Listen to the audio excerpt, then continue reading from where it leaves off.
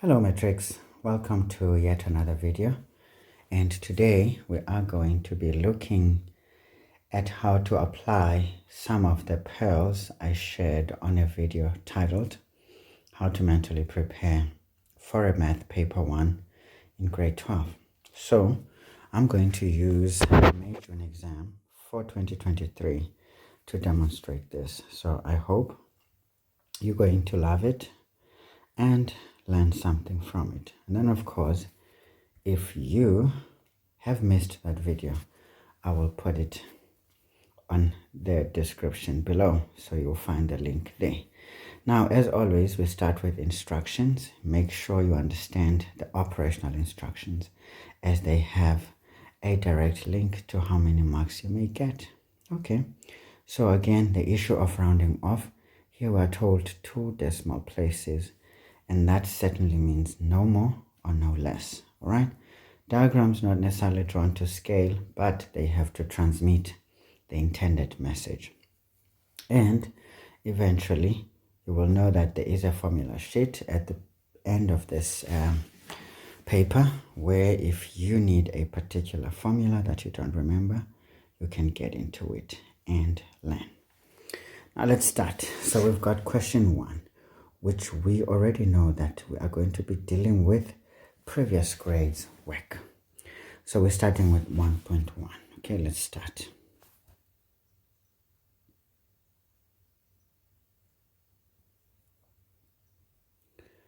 Great, so we've got 1.1, the solve for x type of a question, where we know that the very first question most likely is the grade 10 type of a quadratic expression that you have to factorize by using the bracket method. Okay, so here when they say solve for x, essentially they're saying find the roots of this equation. And how do we do that? We use grade 10 technique, which is factorization, by using the brackets.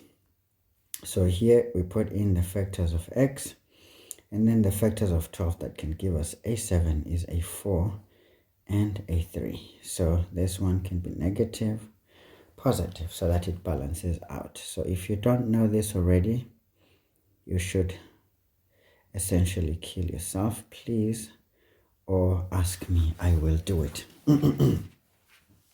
So to solve this, it's as simple as that, and most likely this is pretty much easy, but trust me, it's easy to lose these marks. You need to take these values and substitute them into the original and see if 0 is equal to 0, because a small thing as a sign that you can put down wrong can hurt your quest for your marks. Next question says x into x plus, sorry, not x, but 3x plus 5 is equal to 1. Now this one is not in standard form, so whenever you solve a quadratic, you always have to try and put it in standard form. But now there's a clue here that we are solving correct to 2 decimal places. So this already says we are going to solve this either by factorization, which is not necessarily the factorization we do in grade 10, where we can find rational roots or rational factors. Here we need to most likely do a factorization learned in grade 11, which is factorization by completing a square, which essentially gives us the general quadratic formula. But first we need to sort this one out into the standard form. FOIL method, grade 10 technique. So this is 3x squared plus 5x. We transpose the 1 to the other side and we isolate 0. Now that our quadratic is in standard form, we know that we use our general quadratic formula here. We know that x is equal to minus b plus or minus the square root of b squared minus, what are you doing? Minus 4ac, all that divide by 2a. Okay, so know this by heart so that we can sort things out. So what do we know? We know that the coefficient of x squared is a. okay? And we also know that the coefficient of x is b. And we also know that the the constant term gives us a c, okay? So we substitute easily, so it's going to be minus into 5 plus or minus the square root of 5 squared minus 4 into 3 into minus 1. Okay. Into 2 into 3. Okay. So let's sort it out. So you can solve this one further by simplification, but I do not like to waste too much time.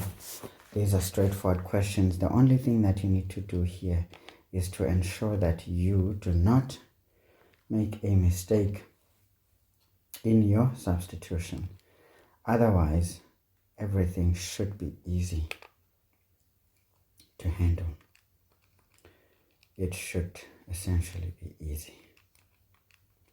So you punch things into your calculator. Our first root is 1, 8, is 0, 1, 8 to 2 decimal places as instructed, or x will be. And of course with your fancy calculators, so you quickly just go and change the sign between the number and the square root term to the opposite sign, which we find a minus 1, 8, 5 to 2 decimal places. Then of course, this is as simple as this looks. Of course, even if you solve by completing a square, essentially you will be doing more or less the same thing. But this is a much more shorthand method into doing it. Of course, make sure you take these roots or these x values that you found, substitute them into the original, and see that if you round off to the nearest integer, you should be getting 1 essentially. And if not, then it means there's something wrong with your calculations. Oh, by the way, above you're getting 3 marks for finding the factors and for the solutions. Here, the mark is coming from correct substitution and then the roots. But of course, putting our quadratic in standard format is the extra marks. Okay, straight and 2 B's there. So this is all grade 11, right? Yes, and mixed with grade 10 essentially. Now let's do 1.1.3. Again, we're dealing with a quadratic inequality here. This is less than minus 2x plus 5. Oh no. Plus 1, 5. Okay? 10 go. Now let's sort this out. First of all, with inequalities, you isolate 0 as well. So we've got x squared plus 2x minus 15 must be less than 0. So we simply transpose the right-hand side to the left-hand side. And the next step here is to factorize, which is grade 10 technique. X factors of 15 that can give us a 2 is a 5 and a 3. But now this 5 must be positive with the 3 being negative. Now we know that this will give us the critical values. Well, how do we solve now? Well, we take our binomial factors and we put them onto our algebraic table. And then of course the critical values here would be the x-intercept of that parabola if we were to draw it. But we're not going to do it now. I will show you though later how that can help us move in the right path. Of course, here you've got plenty of techniques. So there's a product in there. There's plenty of techniques on how to solve this matter. And then of course, first of all, we solve for the roots here and we list them in ascending order. When we take that bracket and equate it to 0, we know that x will be minus 5, Then when we take that other bracket and solve for x, it will be 3. So those are our critical values. And then now let's do the gymnastics. First of all, we just forget about whatever is going on in there. We look at this binomial factor and ask ourselves, when will this binomial factor be 0? For what values of x? It's when x is 3, right? Because 3 minus 3 gives us a 0. What happens when you take a number greater than 3 for x? Take a 4 for convenience, it gives us a positive answer. We're interested in the sign. And then when we put a number between minus 5 and 3, take 0 for convenience, the answer is negative. When we put a minus 5, we still get a negative. Value less than minus 5, we still get a negative, okay? Come to the next one and say, when will x plus 5 be a 0? When x is minus 5, right? When we put a number between minus 5 and 3, take 0 for convenience, it gives us a positive answer. We take a 3, we get a positive. We take a number more than 3, we get a positive. What happens? This one should be negative automatically, but double check just in case you're making a mistake. Now we do the product here. Minus times minus is a plus. Minus times 0 is 0. Minus times plus is a minus. 0 multiplied by any number is a 0. And then positive multiplied by positive is positive. But now when do we want our solutions? We want them to be less than 0. So it means our solutions, here we've got open circles at our roots because we have 0. So we don't want 0, but we want something that's less than 0. So we connect them with that bar to suggest that our solutions are between minus 3 and minus 5. Okay, now let's solve the inequality. We can say therefore our x should be less than 3 but greater than minus 5. All right, that's great. That's great. So what do you do here? You normally get 2 marks for that kind of a solution. We get a mark for the chosen tool, diagram, whatever you have used to determine your answers, and essentially for the factorization. Now I would like you to be indulged a little bit. So let's indulge you. So now if you were to consider the parabola, because remember that was a quadratic expression, so essentially it's a parabola.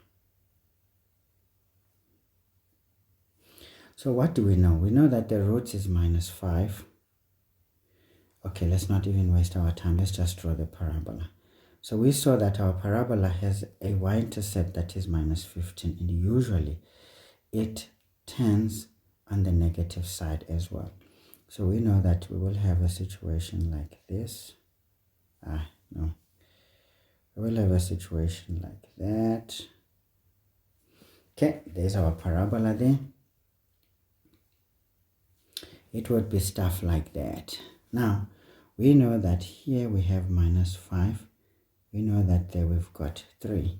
And of course, that's the origin, and that should be minus 15, which is its y-intercept. Now, why do I know the graph looks like that? I look at the coefficient of our x squared. There is an invisible 1 there. And that already tells us that our a is greater than 0. And when a is greater than 0, a graph is a smiling parabola.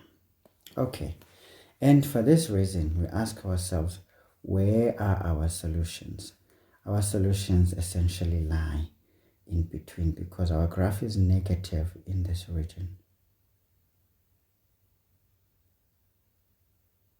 Okay, so it's positive elsewhere. So we wanted where it is negative. Great. So if you chose that, you would still have the same conclusion. All right, great stuff. So let's keep moving. Now we've got another quadratic. So 1.1.4. We've got our quadratic in Z form, sometimes called radicals or Z equations. So this is 1 minus x equals x minus 1. Now our expression here is already put in a way that we can solve it. So here you just do it again. You just copy it for the second time. 2 into 1 minus x equals x minus 1. In this step, this is where you're going to perform inverse operations. is to try and get rid of the square root sign. Here we get 2 into, sorry, why do I have a minus 2? 2 into 1 minus x as a result equals, this is going to be x squared minus 2x plus 1. Great. Which also implies that we've got 2 minus 2x equals, what is this? I don't want to waste too much time, equals x squared minus 2x plus 1. Once you've got these dudes on either side of an equal sign carrying the same sign for the same value, they will essentially cancel out, right? Right. This implies now we can just rearrange our work. We're going to have x squared, we transpose the 2 to the other side, we get minus 1 is equal to 0. This is now a difference of 2 squares, which we can factorize grade 10 style, because this is where you learn this as well. Now this is going to be minus 1 plus 1. Therefore, x is either 1 or x is minus 1. Now, once we get our x values, we test them into the original, which is that one at the top. That's why we spared it from squaring, because we would run into problems. Now, when we put 1 in there, we get 1 minus 1, which is 0. So square root of 0 is 0. But when we put 1 in there, we also get a 0. So this one says, okay, the left-hand side is equal to the right-hand side. Let's put the negative 1. We're getting minus 2. We're going to get 2. 2 by 2 is 4. Square root of 4 is 2, okay? Then when we put minus 1, we get a minus 2. So the left-hand side is not equal to the right-hand side when x is minus 1. And you get a mark for rejecting it as a solution. And of course, you get a mark for your inverse operations. So we've got 3 marks in the back. How many marks are we scoring here? 4 marks. So most likely to getting this quadratic perhaps is where your mark is, or for finding the factors. It doesn't really matter that much. So this is how we solve this, and this is also grade 11 work. Now let's do 1.2. 1.2 says we solve for x and y. But now what do we see here? We see that, oops, our friend here is an exponential equation with a circle equation here. This is a circle equation, right? The circle with the center that is passing through the origin. All right, not a problem. So we are given here 3 to exponent x plus y is equal to 27. Now we need to simplify this dude here. This is 3 to exponent x plus y equals, can we express this as a power of base 3 raised to a particular exponent? The answer is true. It is 3 cubed. Now once we've got powers side by side and equal sign that share the same base, it simply says that the exponents should be the same. So this means x plus y is equal to 3. And therefore, we can say x is essentially 3 minus y. Then we can make that equation 1. Okay, now our equation 2 is the circle equation, x squared plus y squared equals 17. Then we make that equation 2. Now the next step is to put 1 in 2, such that we've got, where we see x, we put 3 minus y, and then we square that, plus y squared equals 17. This implies we've got 9 minus 6y plus y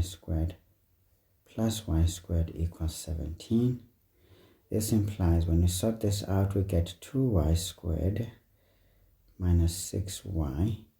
Now 9 minus 17 is, what is the story there? 9 minus 17 is 8, right? So it's minus 8 equal to 0. And then we can still divide by 2 there. such that we've got y squared minus 3y minus 4 is equal to 0. And then this implies we can do our grade 10 technique, y, 2, and 1. Now the signs here are defeating me and you. So what on the Lord's earth is going on? So we can't put 2 and 2, but we put 4 and 1. Then it makes a bit of sense, and we can actually solve. Therefore, y is a 4, or y is minus 1. Great. And therefore, this already tells us that our x is going to be equal to 3 minus into 4, or x is going to be equal to 3 minus into minus 1. This will be minus 1. This will be 4. Great. Now you take all these solutions, you plug them into one of the original equations, not the manipulated ones. Take these, the sets of x and y values, plug them into the original equations. If the left-hand side is equal to the right-hand side, it means your solutions are correct, all right? And then here you get another mark for putting one into the other, and for that simplification into that equation. How many marks here? 1, 2, 3, 4, 5, 6, and that's the number of marks we are getting here. Okay, not a problem. So let's have a look at 1.3. 1.3 says determine without the use of a calculator the value of. Now we have a problem here. We've got a problem there. So look at this now. We've got 1 over square root of 1 plus square root of 2 plus 1 over square root of 2 plus square root of 3 plus 1 over square root of 3 plus square root of 4 and dash dash, and then the last one is square root of 99 plus square root of 100. Now if you explore this thing, you will notice that, okay, the numerators is 1, 1, 1, so we're not going to worry about the numerator, but the denominator essentially, or we can just simply say this expression is arrived at by putting a 1 over the square root of x. If we say, for example, we just put any variable plus the square root of, here we're going to get x plus 1, because this is the pattern that is going on. So this is the general term for what we've got. All right, so always use your intuition here. Be able to inspect these things so that they don't play a trick on you. Now that we have a clear understanding of how we're getting the progression, basically it's important to get the progression. But now there's an issue here. We see that our denominator is irrational. Once a denominator is like that, these are irrational denominators. Now already it gives you a clue that grade 11, you are never allowed to leave a denominator like that. Okay, in metric we don't really care. Unfortunately, sometimes it's very important to find a way. So essentially we need to rationalize these denominators. Maybe it can give us an idea. So sometimes you don't know what you're working at, but you just try your luck. Okay, let's start. We've got 1 over the square root of 1. By the way, the square root, okay, let's just start here. Let's just start like this. 1 over square root of 2 plus square root of 3 plus 1 over square root of 3 plus square root of 4 plus this last one, square root of 99 plus square root of 100. Let's just simplify this business right here. So this is 1 over square root of 1 is basically 1 plus square root of 2 plus this one doesn't change, square root of 2 plus square root of 3 plus 1 over this one is square root of 3 plus 2, which is the square root of 4 plus dash dash. This is 1 over square root of 99 plus 10, which is the square root of 100. Okay, not a problem. So what do we do now? We rationalize this denominator because it's very difficult for us to know what's going on when it's like this. So we know that how do we rationalize a denominator like this? So whenever you see terms on the denominator that is irrational, you kind of rationalize by multiplying with one made up of conjugates of this denominator. So we're going to use conjugates because we cannot use the same thing or else it won't rationalize. And we know that this will kind of form a difference of two squares, which is a rational number because squares are rational numbers. Okay, all right, okay, so let's go on. So we've got 1 plus the square root of 2. Now when we rationalize, we're going to multiply by a conjugate, which is 1 over the square root of, 1 minus the square root of 2, which we're going to do the same in the denominator, so that this is essentially 1. Plus, we do this one again. So the square root of 2 plus the square root of 3 multiplied by the conjugate, which is square root of 2 minus the square root of 3, divide by square root of 2 minus the square root of 3, plus 1 over square root of 3 plus 2. Then we multiply by the conjugate, square root of 3 minus 2, then square root of 3 minus 2, okay? Plus, it goes on to this last one. We've got 1 over square root of 99 plus 10. When we multiply by its conjugate, it's going to be the square root of 99 minus 10 over the square root of 99 minus 10. Great. So now that we know what's going on, so we simply sort out this thing. So the numerator multiplies the numerator, so it's going to be 1 minus the square root of 2, divide by. When we multiply at the bottom, it's going to be 1 minus 2, okay? Plus, the next one, again, the numerators multiply, we're going to get square root of 2 minus the square root of 3, divide by, now that one becomes 2 minus 3, right? Right, plus 1, not 1. What is the story? Numerators multiply, it's going to be the square root of 3 minus 2, divide by 3 minus 4, right? Right, plus dash dash, plus the last one is going to be square root of 99 minus 10, divide by 99 minus 100. Great, so now we're getting somewhere. Let's sort further. So this is not an easy question. So this is 1 minus 2, which is minus 1. Minus 1 will multiply the numerator such that we've got here minus 1. Okay, let's just do this first. 1 minus the square root of 2 minus into the square root of 2 minus the square root of 3, because do you see the denominators all form a minus 1, which we can multiply with in front. Oops, getting too excited. So minus dash dash dash minus the last one is going to be minus into square root of 99 minus 10. Okay, so this is what we've got.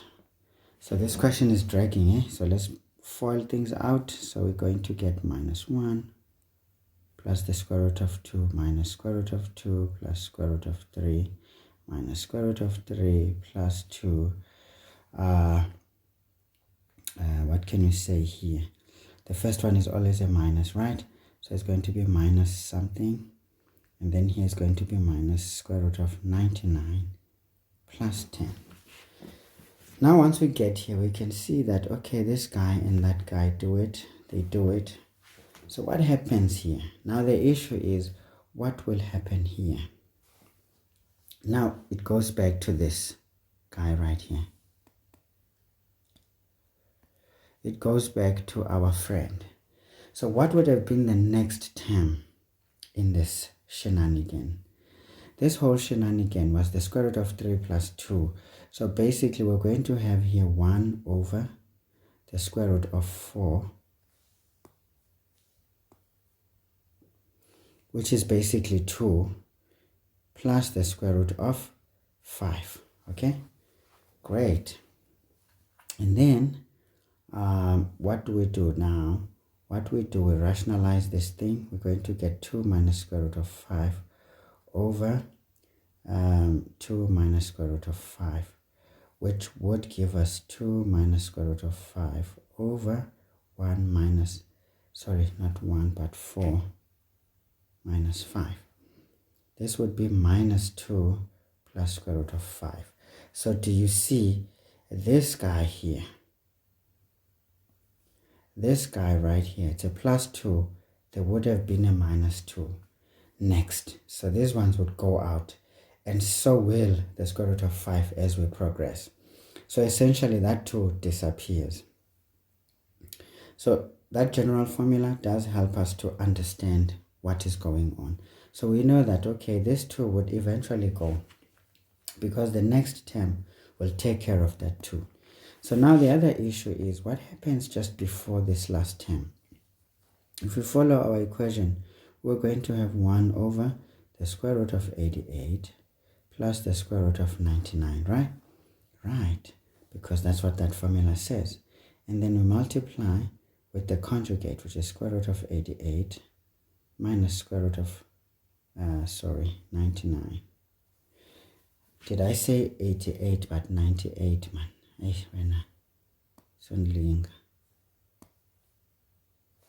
So that would have been square root of 98, not 88. Okay, so that's what we do. All right, so what do we do here? We get square root of 98 minus square root of 99 divide by essentially 98 minus 99. So this is minus into root of 98 minus root of 99, which is minus square root of 98 minus, plus the square root of 99. But now what do you see? This one will be taken care of by the previous, okay? Essentially. This one though, it's positive. But look at that guy, it's negative. So this means this guy will be taken care of by this dude right here, okay? So these questions are not easy, guys. Sometimes they look too easy. Or let's just not say they're not easy, but we can just simply say they are demanding. As much as you see 3 marks, it's a lot of work, okay? Because you can't just work it out. So essentially we can see that everything here cancels out. All we have is minus 1 plus 10, which is 9. That's our answer right there, okay? Very interesting question. Again, look, as I said, you will never be prepared for questions like this because you need to have a bit of logic. You need to be able to inspect these kinds of questions and be able to work a method. Sometimes it's a trial and error. You don't know if it's going to allow you to see what's going on or not. But it's a matter of just saying, if you have a plan, you study these given pieces of information, you then formulate some kind of a formula that is probably governing things here. Then you get a clue because then you'll have a complete picture, but it may take you a while. Sometimes you would choose to skip questions like this until very last because you know that you don't want to spend too much time and get it wrong and then end up losing time on questions that you could easily get right. Okay, let me drink something quickly. Okay guys, I'm a bit refreshed, so let's see. Question 2 is sequences and series, and you know what is the mental preparation for this section. So a lot of things get applied here. So let's look at it. 2.1. So we've got here, given is a geometric series. Okay, we're already told what we're dealing with. So once we are told we don't stress ourselves. So we've got 1 over 5 plus 1 over 15 plus 1 over 45 plus dash dash dash. So it's going on. Now the question says, is this a convergent geometric series? So what do we know? We know that we need the common ratio to give us a clue. So 2.1.1, we know that R is going to be T2 over T3. So we don't need to test multiple others because this is already told to us that it's a geometric series. So we will definitely have a common ratio. So any two consecutive terms, when you take the ratio of those two, you get the ratio of R. So this is 1 over 15 divided by 1 over 5, which is 1 over 15 times 5 over 1. This is a third. Okay, now that we know that R is like that, we can say therefore the series, or we can say therefore this is a convergent. Say this is a convergent geometric series since R is less than 1, greater than minus 1, because that's what a third is. It is less than 1, greater than minus 1. So always make sure you have an answer that is complete. So we're getting 2 marks here for finding R and for the interpretation, I suppose. Now the question says calculate the sum to infinity, which is easy. So we know that sum to infinity is A over 1 minus R. A is 1 over 5 divided by 1 minus a third, which we quickly just put it into the calculator and not waste any more time because there is no need for no trouble. So we get a 3 over 10, which you can leave like this, or you can round off to 2 decimal places. Okay, but this one already will give you just 2, so you don't need to round off per se. Alright guys, here correct substitution, and the answer is how you score the marks. Easy. So let's look at 2.2. So 2.2 says an arithmetic and geometric and a geometric sequence are combined to form the pattern which is given by. Okay, so we've got our pattern P there, which is represented by this arithmetic and a geometric sequence combined. Okay, but now when we inspect here, what do we notice? We'll see that from our inspection, if you're looking at the odd terms, they're increasing by x. So that's a common difference. So that is arithmetic. And then when we look at the even terms, this is a third going to 1 over 9, going to 1 over 27. So that looks geometric because it says R is 1 over 3 there, whereas D is just X for the arithmetic. Okay, so these are some of the things you want to quickly find an answer on, because if you do not do it, it will be cold outside. Okay, let's quickly answer the questions. Write down the next 2 terms. Now we know the last term was geometric, so which is even. So the next one is going to be arithmetic, so that is going to be 4x. So to answer 2.2.1, we know that we're going to have 4x, and then the next one is going to be 27 multiplied by a third. That is 1 over 81. Okay, so and then it goes on for sure. So they said write down to show that you needed to inspect it, otherwise they don't want too much. So you're getting those 2 marks and you just keep your smile as bright as ever. Next question says, determine the general term Tn for the odd terms of this pattern. It says write down your answer in terms of x. Okay, there's two ways you can look at this. It's by inspection. You know that we're increasing by just 1. So essentially, you can simply say that Tn is equal to nx, is it not? Because if x is 1, if n is 1, which is the first term there, it's going to be nx, which is, 1x, which is just x. When it's the second term of that pattern, which is the arithmetic, it's a 2. Do you see it's 2x, 3x? So you can do this by inspection. No one is going to punish you. You get your 2 marks there. At determination, as I said, once they said determine, you can do it by inspection, you can do it by calculation. Or if you want, you can just say Tn is equal to a plus n minus 1 times d. A is x, plus n minus 1. D, we saw that it was x.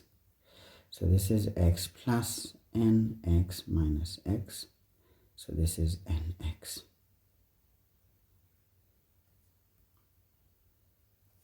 So you've got options. So you can do it the standard way, substitution and the answer, or you can just come up with an answer. No one is going to punish you. So you can just do as you please when the question says determine. As long as you have a pattern to inspect, they will also see it. But if the pattern wasn't given, probably you may have to do something else. Okay, let's move on. 2.2.3 says, calculate the value P26. Now P26 is the even number, right? It's the even number, or it's the even term. Now we know that if these terms are combined, it's an odd and even. Then to get to 26, we only have 13 of the geometric. Okay, so what we can simply say here is that P26 is going to be essentially T13 of the odd terms, of odd sequence or odd terms, which is now a, r, n minus 1.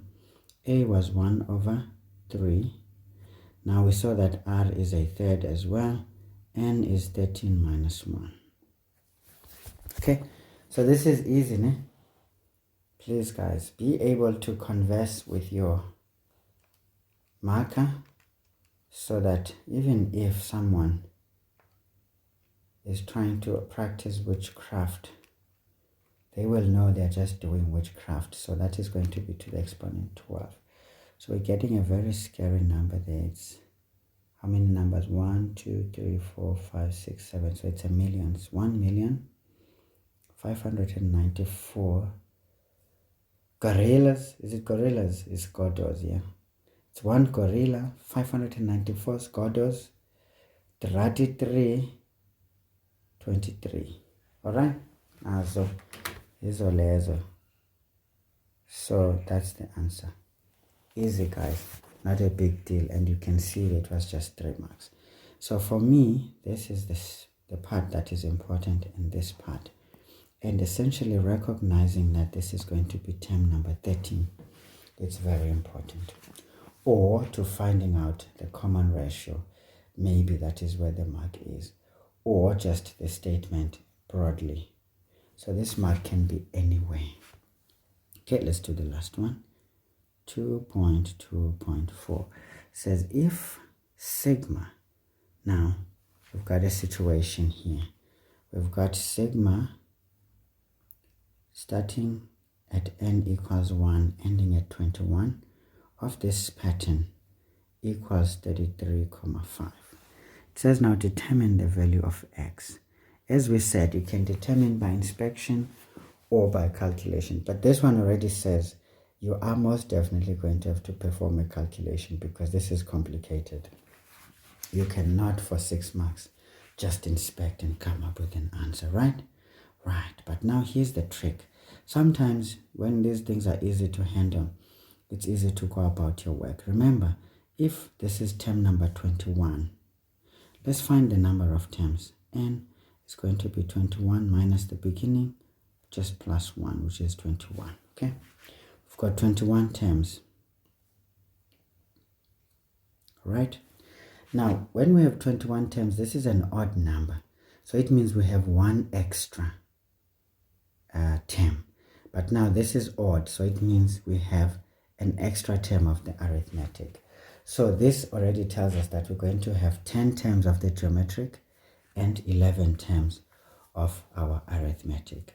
So we can simply say, well, we know that this is essentially saying S11 of the arithmetic plus S10 of the geometric is going to be equal to 33,5. Right. So now we know that this odd sequence is essentially what? The arithmetic. So this means we've got n over 2 into a plus l plus this one is a into, remember r is less than 1, so we use this formula. Okay.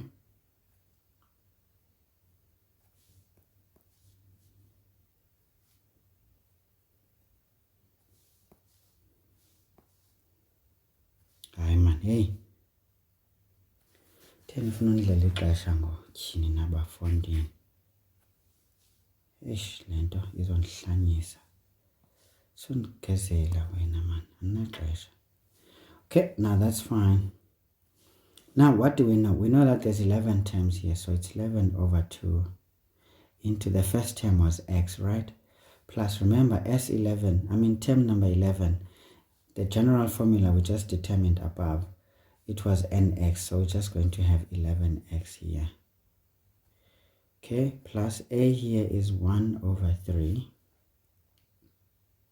into 1 minus, don't get up, 1 minus a third raised to the exponent 10, all of that shenanigan over 1 minus a third, like that, is equal to 33,5. Okay guys, nice and easy. This implies, now when we sort this one out, we know that we're going to have 66x, right? Because this is 12 divided by 2, that's 6. 6 times 11 is 66, and then we've got x there is equal to, so now we're going to have 33,5 minus this whole shenanigan right here. I think it's best if we do it like this.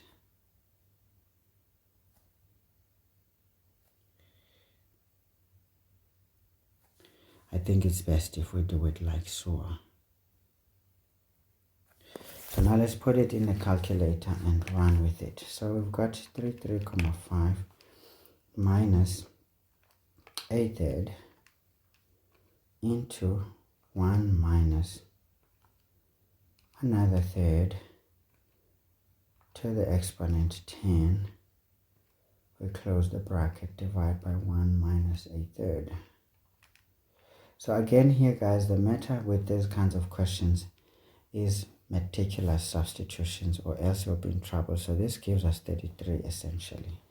So therefore we know that our x is going to be a half, okay, or approximately a half, because we essentially rounded off to the nearest. But in essence, if they said round off to 2 decimal places, we know that this would be the case. So let's just approximate instead of equaling.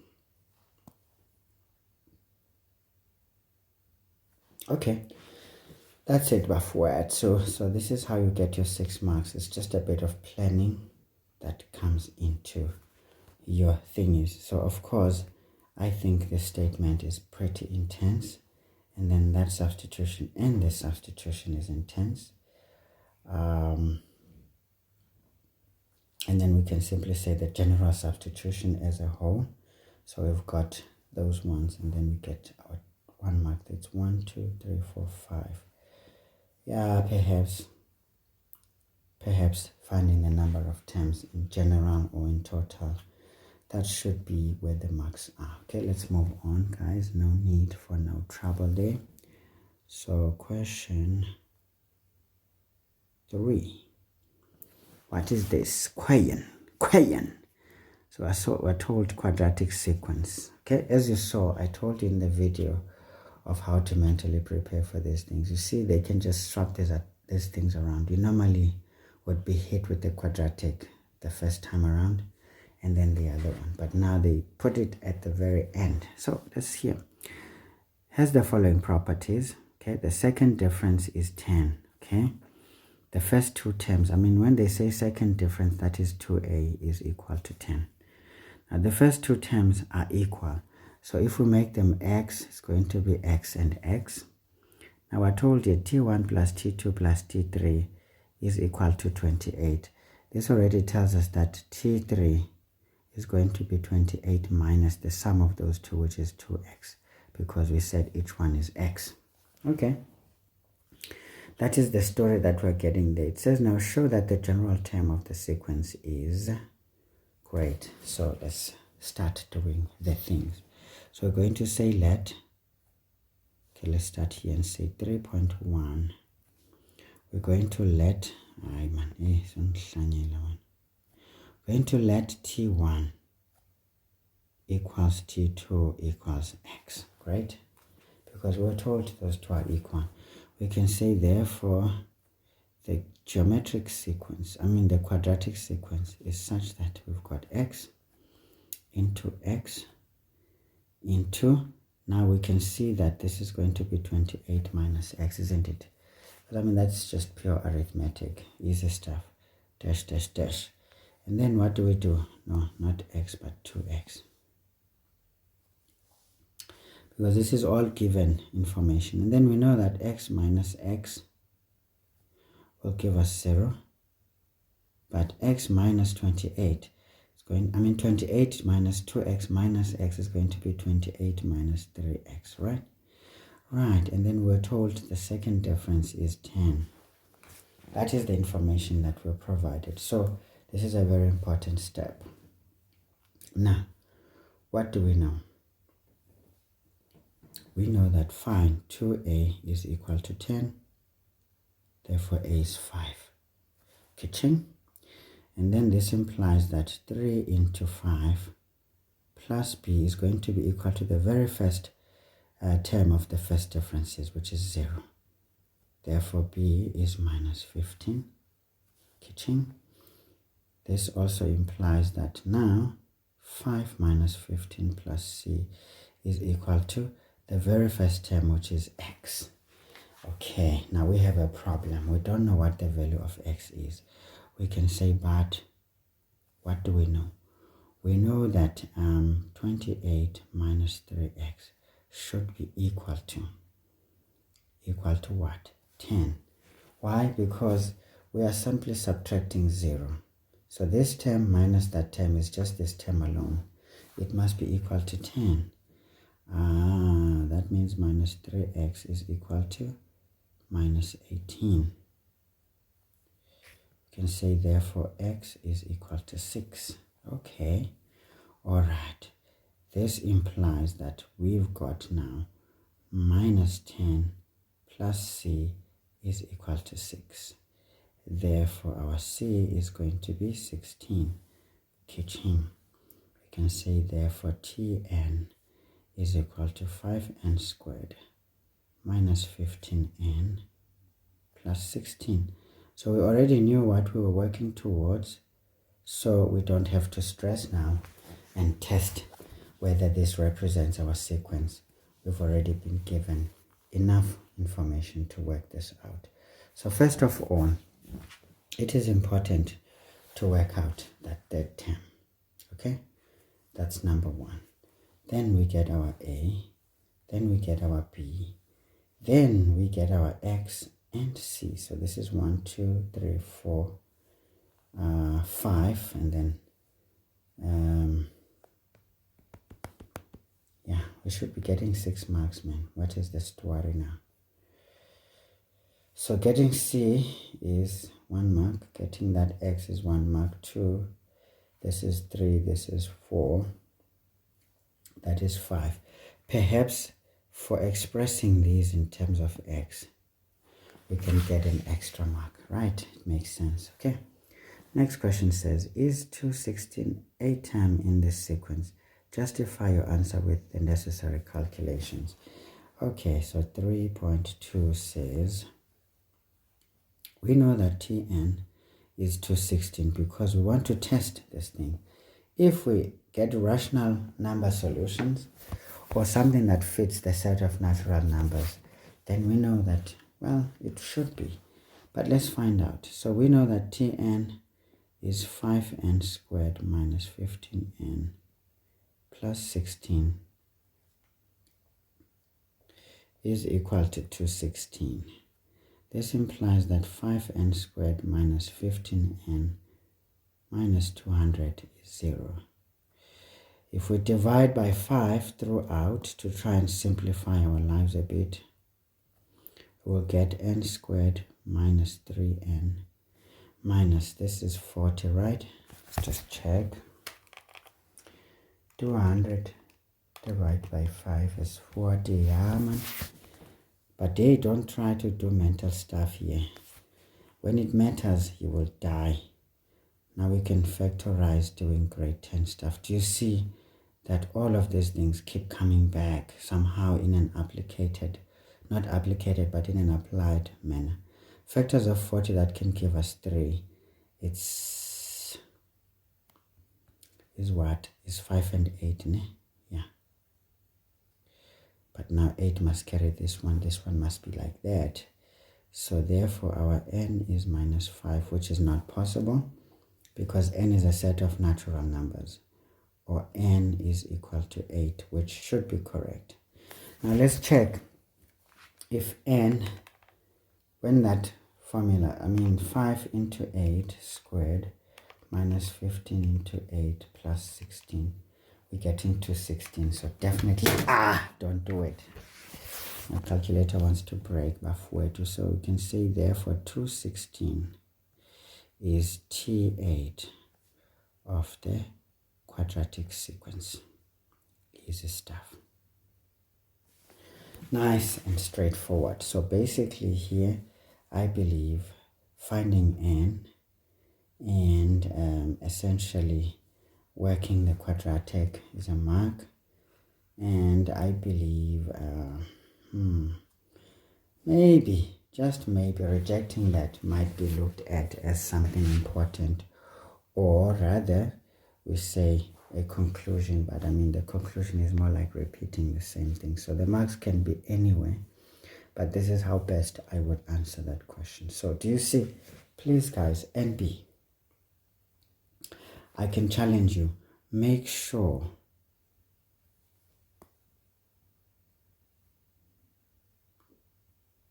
you've answered the first 3 questions in 1 hour. Please try, when you practice for these kinds of situations, make sure you attempt. If you're going to be late, don't be late.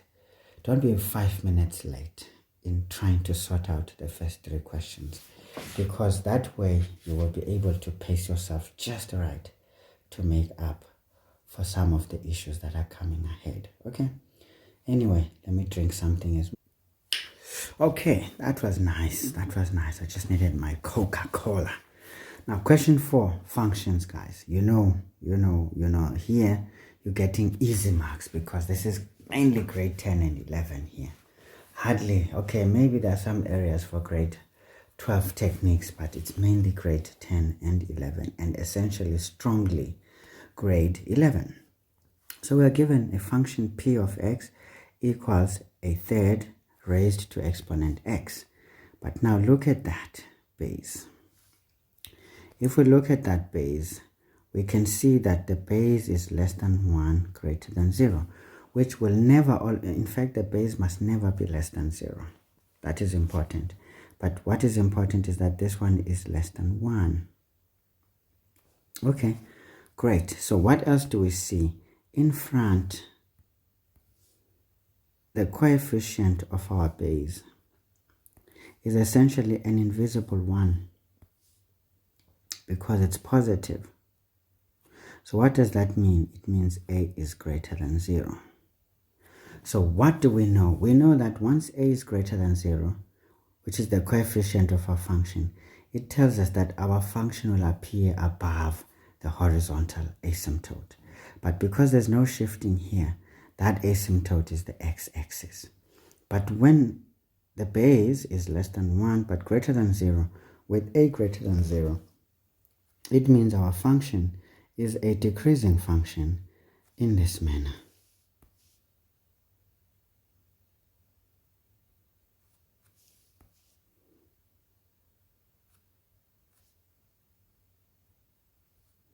And then it will cut at 1. So this is some of the things, guys, I highlighted in that video. Of course, I'll link it in the description so that you can have a clear understanding of how to go about this. So now that you've explored what you are given, you can answer some questions. It says now, is P an increasing or decreasing function? Obviously, we know that that is the answer because of the characteristics of what we were given. So let's go for it. Question 4. So we will answer like this. 4.1, we are given P of x is equal to a third raised to exponent x. So we answer 4.1.1. We know that P is a decreasing function.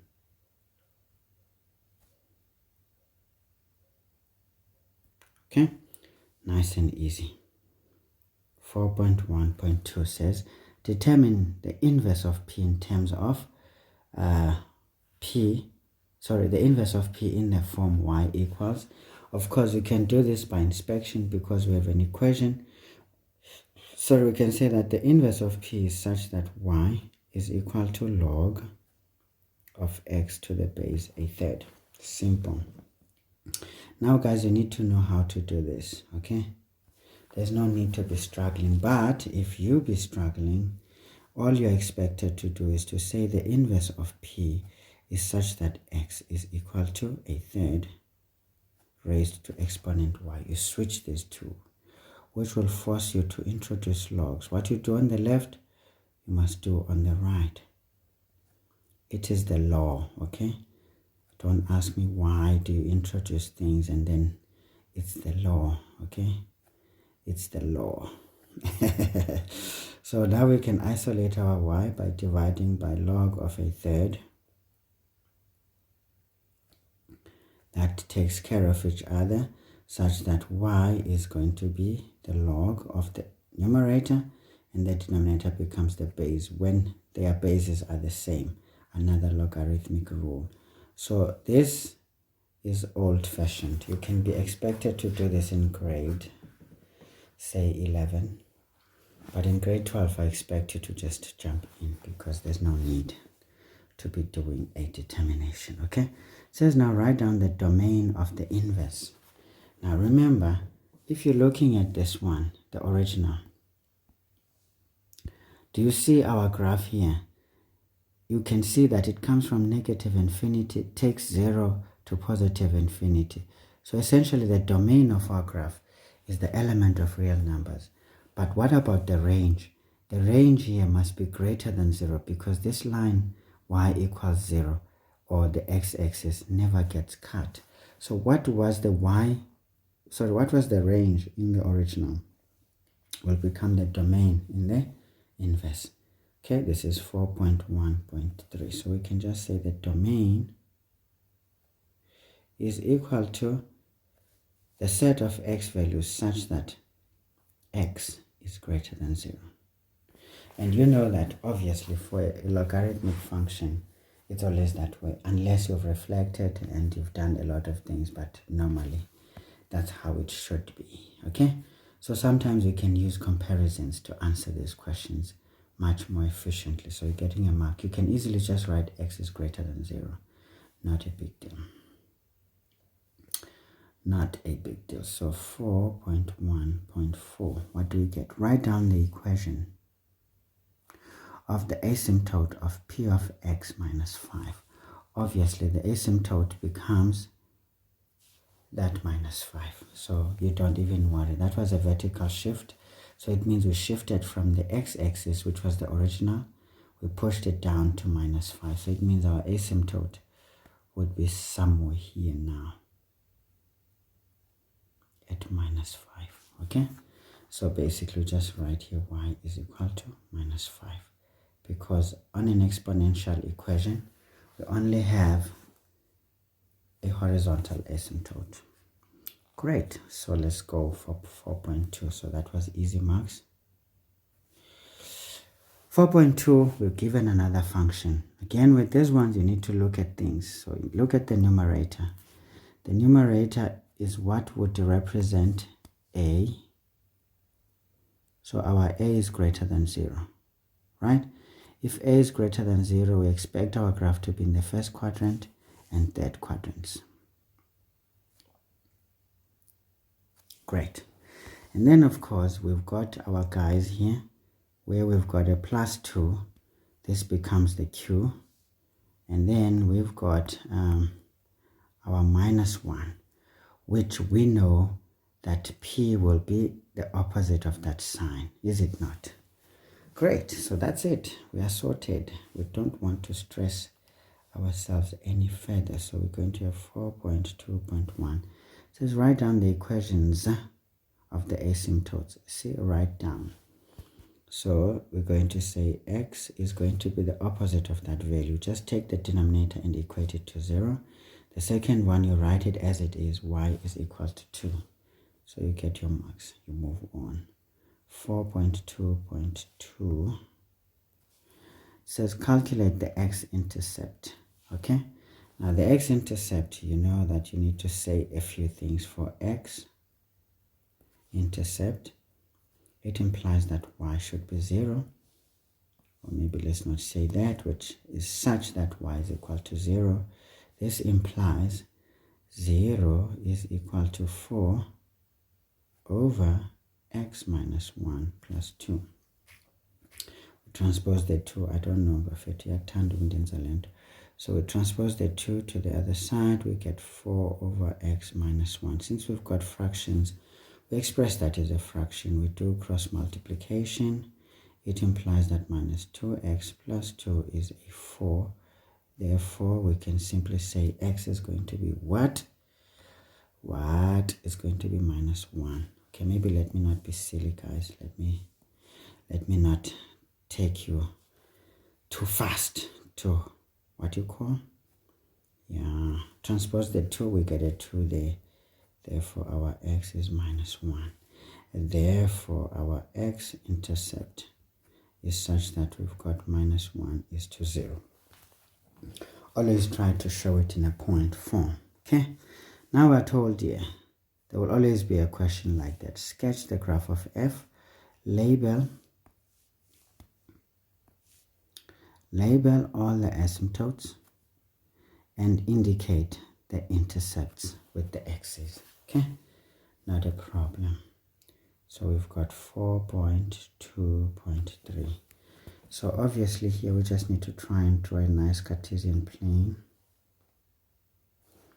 Okay, it looks like it's proper.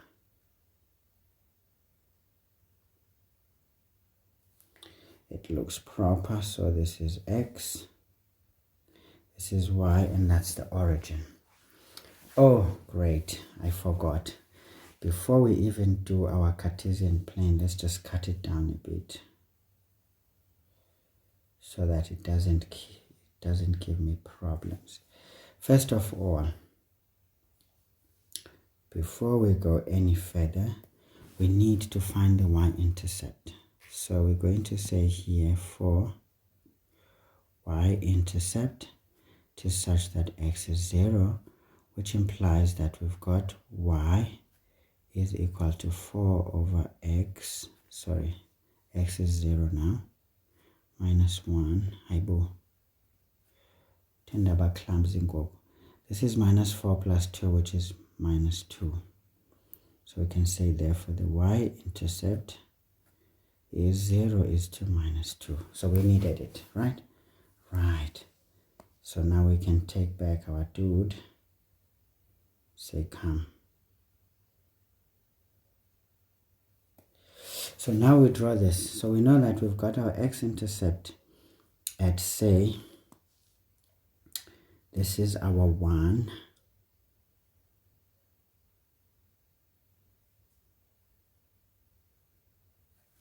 Okay, and then we're going to say this is our 2. And then this is our minus 1. Okay, all right, okay. And then is there anything else? So we've got our asymptote at 1. So let's draw this one.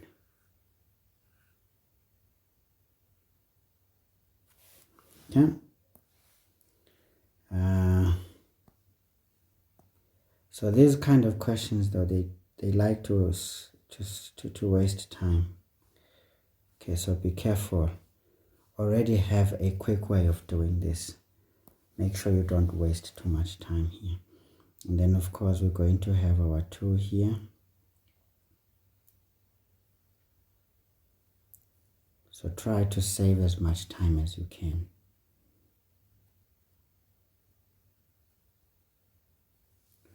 All right, so what do we know now?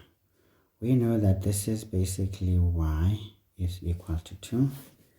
And we know essentially that this one is x is equal to 1, okay? Which is the opposite of what we've got in there. So let's do our graph. We know that our graph will be connecting these 2 points.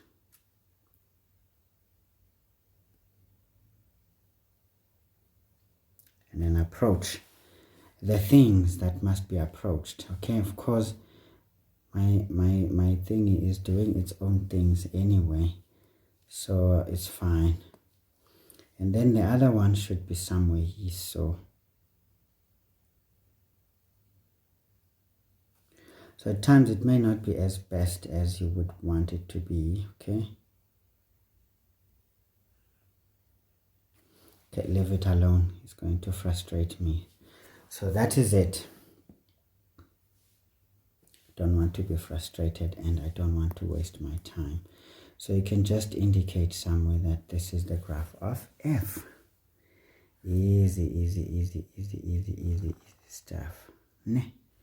So we've got it. So we were told here we must label our asymptotes. So for the asymptotes, you get a mark. For the x-intercepts, you get a mark. This one we had to work out to get another mark. And for the shape of the graph, those are the 4 marks. Great. Now we are told here, use your graph to determine. So do you see, you are told what to do. Now you cannot come up here and do your own things, all right? You are not allowed to do your own things here. All right? You follow the instruction. You follow the instruction. So we use the graph. So let's look at what we're supposed to solve. We're solving this dude here. But now if we're told to use the graph, it already says this thing is related to what we are given. And if you inspect it clearly, you can see this is a portion of that hyperbola, but they transposed the 2 to the other side. So the best way to solve this kind of a problem is to say, okay, let me try to make this one make a lot of sense before I work it out. So I'm given here 4 over x minus 1 greater than or equal to minus 2. Let's say, for argument's sake, I'm going to be very quick and see that this is my hyperbola. You transpose this to this side. Always, just remember something about inequalities.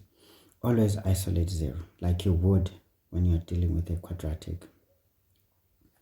Always attempt to isolate the 0 when you're dealing with inequalities. Don't solve without having done that. Sometimes, yes, you may be forced, but that is what you need to do. Now, what do you see here? This implies that this is f of x is greater than or equal to 0. So that's a big statement. Because remember, when you transpose it back, you can actually see that's the equation of the hyperbola. So when is this 0? Our hyperbola is 0 here, right?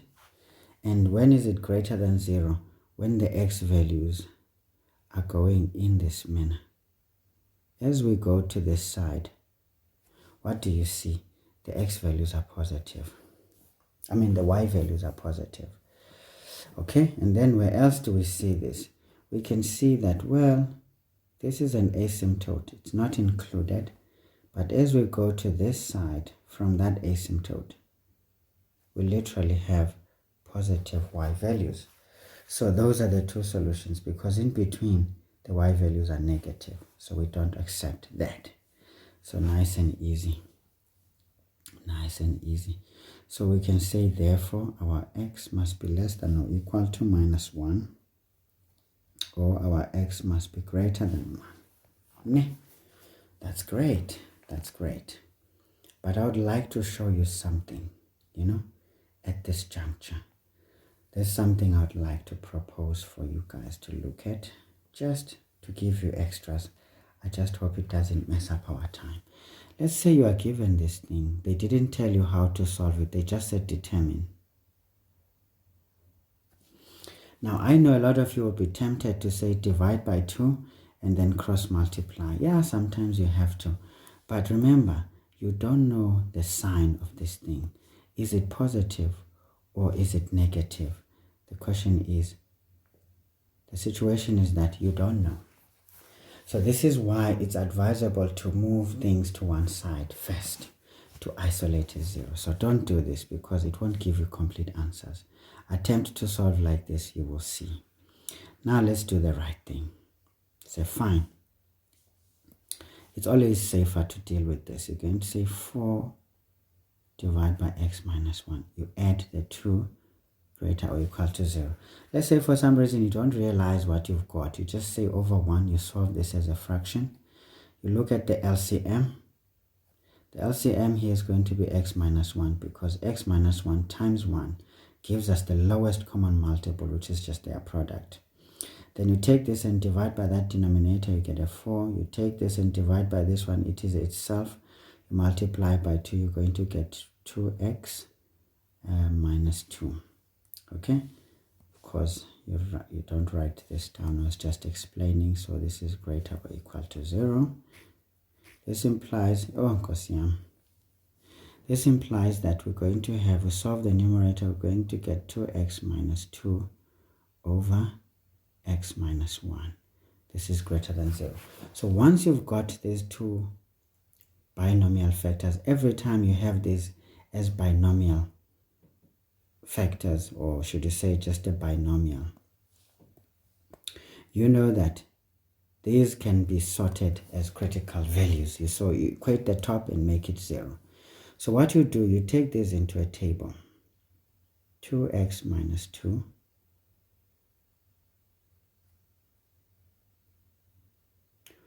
okay, and then here you've got x minus 1. So this is why I love the table, guys. It's because you can do anything with it. It is, what can I say? It's bulletproof. But be careful. But now here we're doing a division. So be careful of what you are doing. Now if we take the numerator and solve for x, we get 1. If we take the denominator and solve for x, we also get 1. So essentially the, what you call, the value that we get is basically 1. So here we don't have 2, so we can just put 1 in here and then forget about the rest. It's as simple as that. I hope I'm doing the right thing. Now let's solve this thing. We will say, when will this binomial factor be equal to 0? Obviously when x is 1.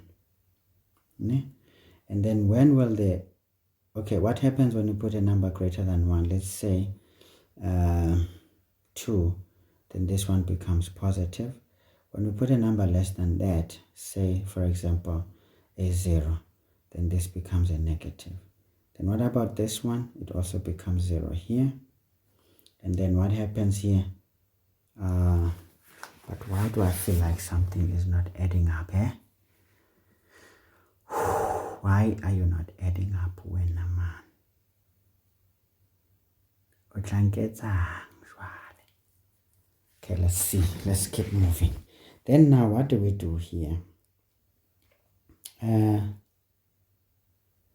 Denying a bottle. I think something is not correct here. Yeah, there's no negative here. Something is not right. So here there's no negative. Because plus 4 minus 2 is a plus 2. Okay? Yeah. So basically our critical values here is going to be, this one is going to be a minus 1, and then the other one becomes a plus 1. Okay? Makes a bit of sense now. Then let's move on, and then we're going to have a plus here. Hey guys, I'm losing time here, ne? Then here we're going to say, fine, what happens when we put a number between these two? Put a 0, for example. This thing is negative. When we put a 1, it is 0. Right? Then when we put a number greater than 1, it essentially becomes positive. A number less than minus 1, it essentially becomes negative. Now a negative divided by a negative is a positive. 0 divided by itself is essentially maybe I made a mistake here. There's no 0 here. Sorry guys, a bit clumsy now. So this one is negative basically here. So 0 divided by any number is 0. Ne? Positive divided by negative is negative. Positive divided by 0 is undefined. Positive divided by positive is positive. Now how do you make the solutions? You know that we wanted it to be 0 and more than 0. So here we fill it in, going in that direction. That's a solution. That's that one right there. And then here we can see that this is undefined. So we put an open circle, but it's positive going in that direction. That is that solution right there. So sometimes we can solve algebraically, but be very careful. There are questions that actually force you into a particular direction. So I don't know in this case what would happen if you solve algebraically instead of solving graphically. Okay, let's move on, guys. Let's not waste time. Now determine the equation of the axis of symmetry of f of x minus 2 that has a negative gradient. Okay, let's deal with this situation. So this is 4.2.5. So we've got f of x minus 2. This is going to be 4 over x minus 2 minus 1, right? For the position of x, you put the x minus 2 and then you add. Then we simplify. So this becomes x minus 3 plus 2. And then we can say, therefore, we can say now the axis of symmetry with a negative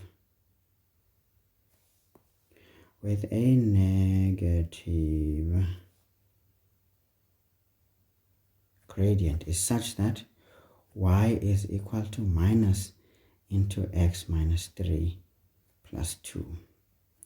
This is minus x plus 3 plus 2, which is minus x plus 5. Done. Okay, so now this one, guys, you may need to figure out where did it come from. Ne? But what I can tell you is that if you are given that f of x is a over x minus p plus q, it means the axis of symmetry is going to be y equals minus x minus p plus q. That is the one with the negative gradient, and y is equal to x minus p plus q for the positive gradient one. So these are some of the notes you can have in mind, but you can eventually use those two as the points of intersection of the asymptotes, and then you substitute into the standard equation that you know. It will get you where you need to go. But these are some of the extra notes that you need to have in mind, because the shorthand methods, they actually save you a lot of time. So first of all, you get a mark for getting to that equation. It's important. And then to correctly substitute into the correct formula and then determining the answer. That's how you get your 3 marks. Or any other means possible. Ne? Great, guys. So that's how we cruise with that one. So let's do question 5 so that we don't waste time. Now, question 5 is a parabola, right? Now it says the graphs of functions f of x equals. So again, if you look at this equation that we are given, it is a parabola, but there's a minus in there. What does that mean? We know that it is in the format f of x is equal to a into x. I don't know whether they call it plus p or minus p. I sometimes forget how they write this thing. Plus q. I'm not sure if it is like that or there's a plus in there. I don't remember. But you know what you're dealing with. And that means this is a. So a is less than 0. When a is less than 0, you expect a graph that is a grumpy face, right? So do you see something like that? Yes, the parabola looks grumpy. So most likely what we have here is the same graph as we're given, because there's nothing. Now also the turning point here is effectively going to be minus 3:4. So you always take the opposite of what is inside the bracket. That would be the x coordinate. Then the y coordinate is taken as it is. So this is the so-called turning point form or vertex form of our quadratic equation. Okay, and then the next one, we're given a straight line equation, but this one has a positive gradient, so it's an increasing function, and we can see that the gradient is positive. So easy. But now what is important with this one, we know that where it cuts the y-axis, it will be at 5, because the constant term gives us that. And using that equation, we can work out its x-intercept, which is essentially making y 0, and then you transpose the 5, so we get a minus 5. So do you see, these kinds of things will help you, because this is the easiest to work with. Others can be a bit complicated. Okay, now that we have an understanding, then they're telling us that the graphs intersect at A and B. So A and B are the points of intersection of the two. Okay, we can see that. Now let's go on without wasting time. It says now, write down the coordinates. So write down the coordinates of the turning point of f. So we know that the turning point will be such that minus 3:4. Easy stuff. Easy 2 marks.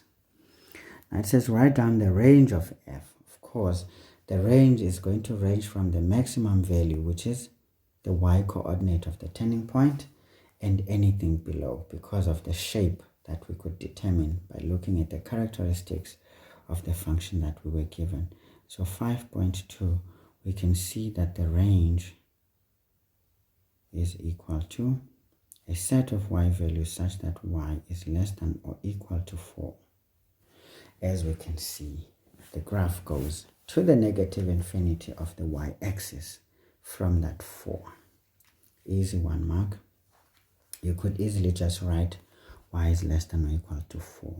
Okay, so 5.3 says, show that the x-coordinates, once they say show, that the x-coordinates of A and B are minus 5 and minus 2 respectively.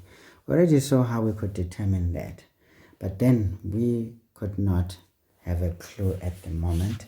But then when they say show, it means you can't just determine in your mind and write it down. A show, it is most likely by calculation, or you may have to do some drawing that makes sense, and then you can extrapolate information from that. But here the best way is to solve simultaneously. We know that at A and B, it is such that f of x is equal to g of x. That is a very powerful statement, which implies that we've got minus into x plus 3 all squared plus 4 is equal to x plus 5. Then we solve this thing simultaneously. That is technique from question 1. So we've got minus into x squared plus 6x plus 9 plus 4 equals x plus 5. This implies that we've got minus x squared minus 6x. We bring in this one minus x minus 9 plus 4. We bring in the other one is minus 5 equals 0. This is minus x squared minus 7x. Now here we've got minus 10 equals 0, which also implies that we can factorize grade 10 style. This is minus x. So factors of 10 is 5 and 2, so we can have 5 and 2. So 5 must be like so, and that one must be like that. So when you're comfortable, you don't need to be multiplying by negatives and all that, because you're already in grade 10, guys. So this means x is going to be equal to minus 2, or x is equal to minus 5. We can say therefore x at A is equal to minus 5, and x at B is minus 2, because B, you can see, is an x value greater than that in A. Okay, we've sorted it.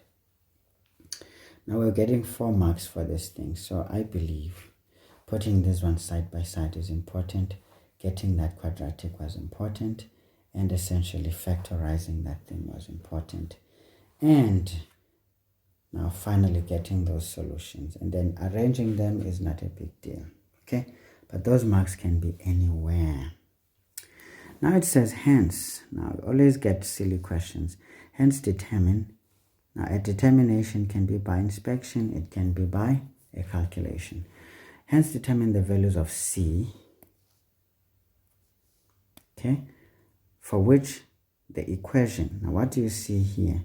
They've added a C to that parabola, and they've added a C to that straight line, but they've added these on the position for the x values. So this already says these are horizontal shifts of our graphs. Okay, now if we're doing horizontal shifts, what are we doing? Now let's have a look. So basically we know that this point here, we know that we've got this point here, which is minus 2, and we've got that point which is minus 5. How far is this thing from the origin? This is 2 units. And then how far is that other one? It is 5 units from the origin. Okay, that is what we need to know. And then they're telling us that these things must be having one negative root, meaning a point of intersection must have a negative x coordinate, and another point of intersection must have a positive root, which is a positive x value or x coordinate. Now the best way to do this is to take our friend here and say, fine, let's take you, sir, and do things to you that we want to do. Now I'm going to do this, guys, nice and easy. Now if I take my friend and take them across, do you see where this was? It was there, right? And then if I move it 2 units to the right, what happens? I only get one x coordinate, which is negative. That one becomes 0. So if I move it slightly more, I already have a situation where one root is negative. Oops. One root is negative, and then one root is going to be positive. Because what I'm going to do, I will take my straight line equation and say we're going to do things to you as well. So do you see when we take our friend here to where these are, right? Right. So what happens? Now they intersect at that point and this point. So what gives us a guide is the position of coordinate B and the position of coordinate A. Now that means we need to move coordinate B by more than 2 units to the right, right? And if we're moving to the right, it means C must have a negative value, basically. Because when we have a negative value, it will essentially move that point to the right by that value. Okay, but now this one must always be more than 2. So when we convert this, because of a negative value, we're going to say less than 2 units. So essentially, we will say here 5.4. We can say C is a horizontal translation of the 2 graphs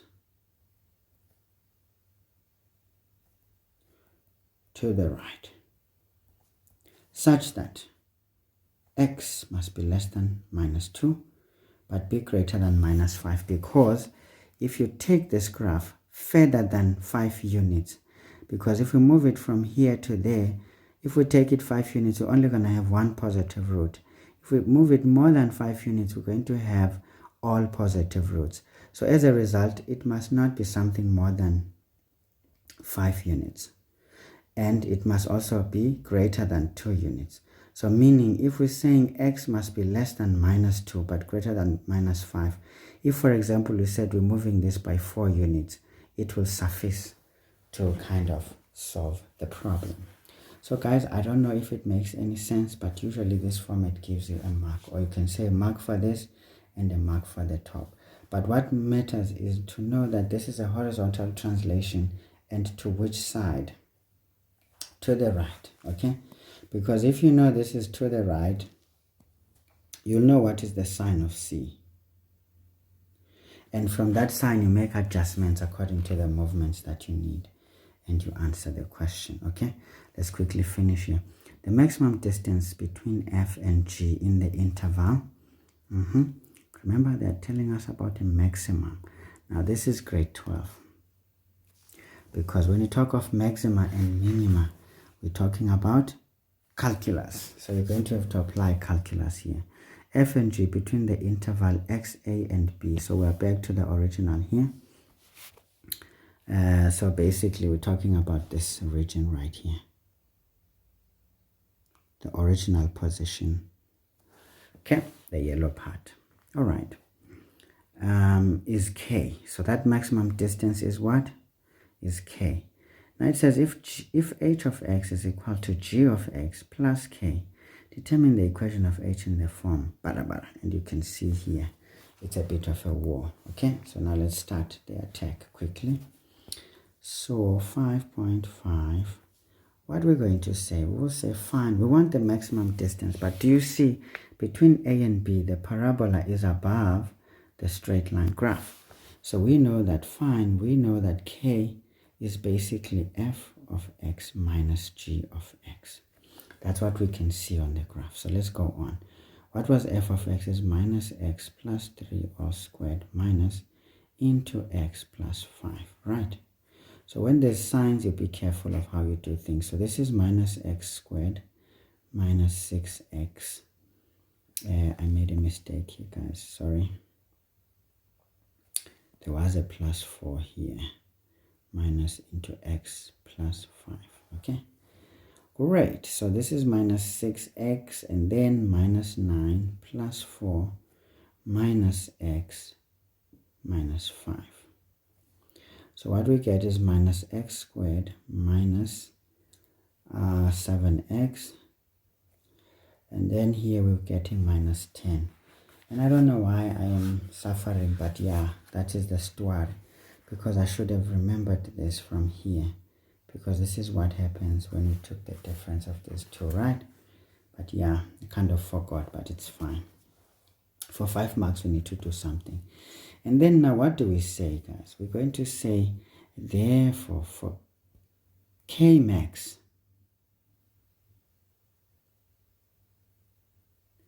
it will be such that k prime is equal to 0, is it not? Yeah. This implies what?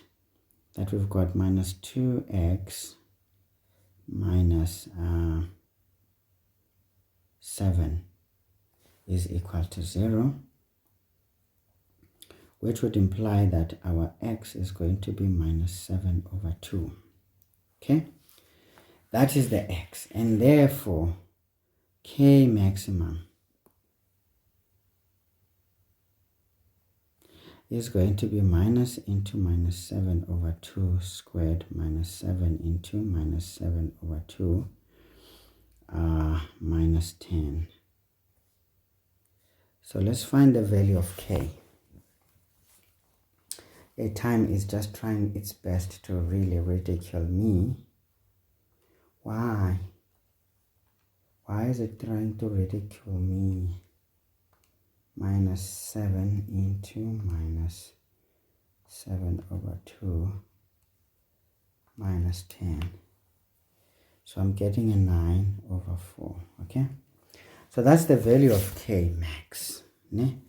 We can say therefore H of x is going to be g of x, which is x plus 5 plus 9 over 4, which is going to be x plus.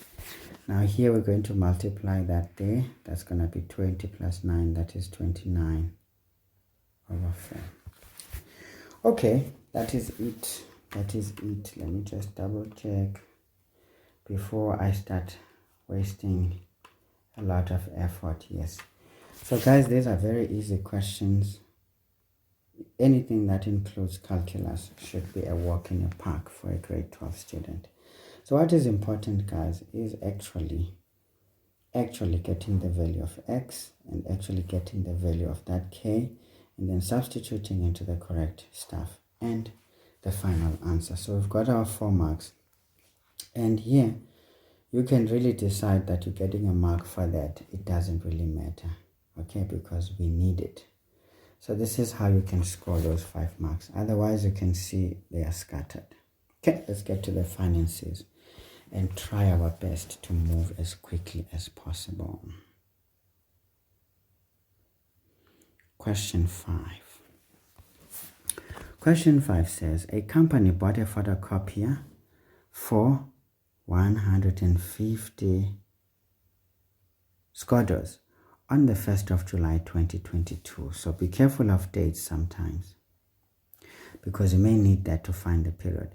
They will use the old photocopier as a trade-in when they replace it with a similar new photocopier in 5 years' time on the 30th of June 2027. Okay, so now this is 5 years' time. So they're already giving us the period before we have to sweat. Okay, not a problem. Now the average rate of inflation over the next 5 years will be 6.5 per annum. Determine the price of a similar new photocopier in 5 years' time. So once we talk of inflation, that's compound interest, okay? Nothing serious there. So we've got 6.1. So now we've got 6.1.1. You know, we have here A is equal to P plus I to the N. So the starting point was 150 Skodos into 1 plus. Now this I here, 6,5 divided by 100, which is going to be 0,065. Let me just be sure. Yeah. Now we have 5 years there, they told us.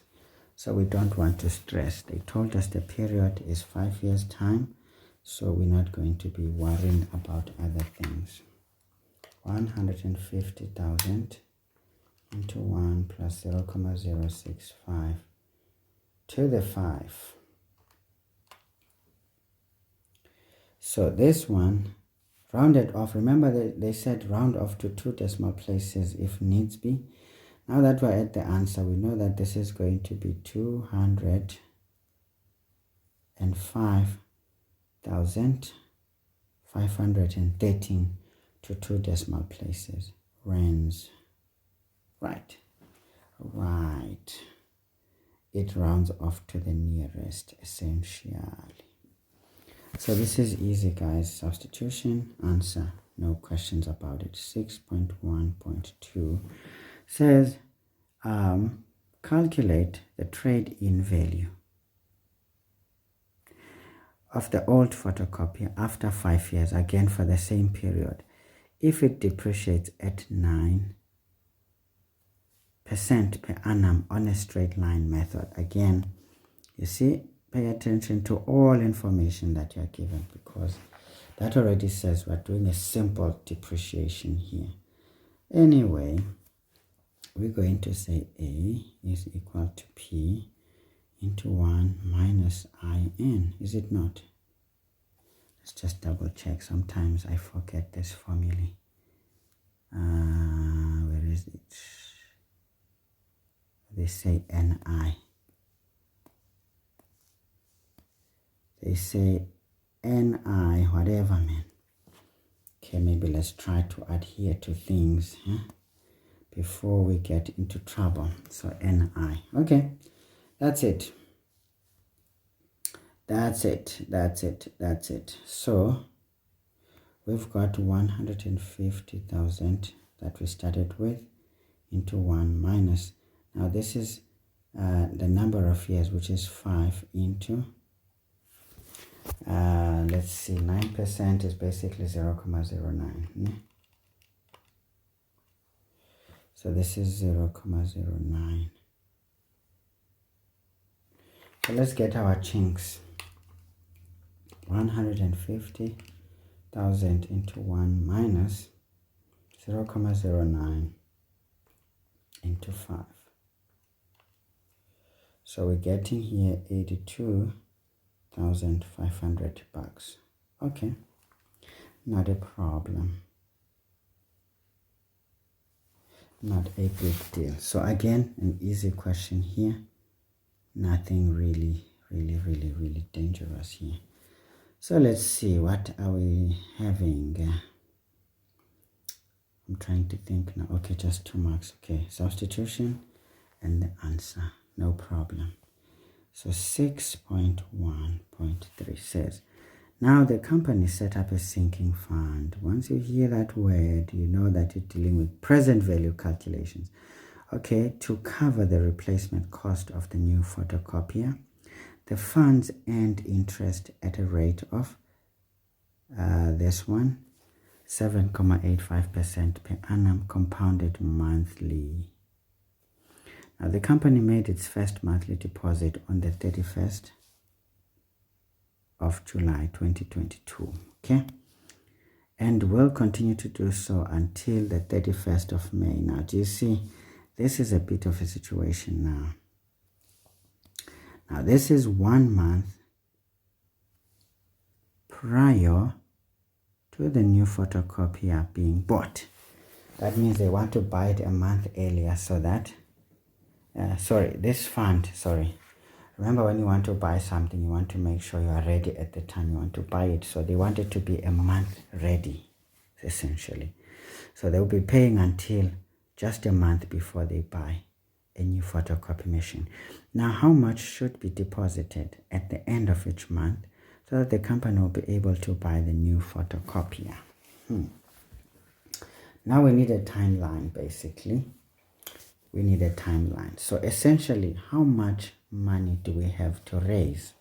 So we know that, well, our A is basically going to be the amount of this thing at the time we are buying it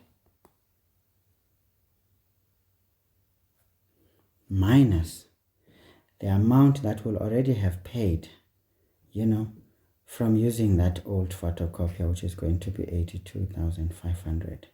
So the amount we are trying to raise here is essentially 205,513 minus 82,500. So basically we're going to be raising here 123,013 rands. Okay, that's what we're trying to raise.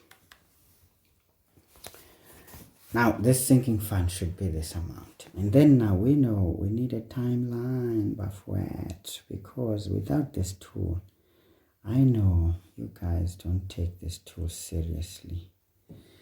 but nizwayibona ingxaki if niyayenza lo ngozi leyo.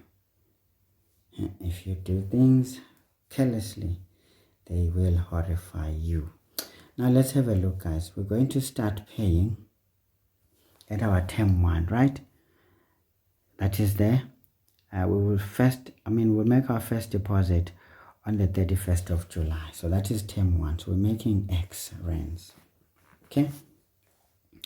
But now we know that our end point should be, okay, maybe let's not do that. Let's not do that. So we're going to be paying this amount at the end, okay?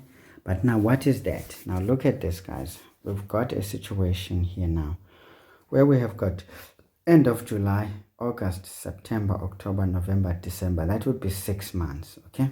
So we've got 6 months plus. Now, from 2023 exactly to say 2026 is how many years? So 3, 4, 5, 6. So that's 4 years. So we're going to add 4 years. Plus, now 2027 is going to be essentially just 5 months, okay? So now this is basically going to be, now 4 years is 4 times 12, which is 48, plus 6, plus 5. So that gives us 59. So this means this is term number 59. So be careful of this. If you don't get it right, you're going to be dead, okay? I'm telling you. Ndiyakuxelela. Uhle uyazi lonto ba you are going to be dead meat.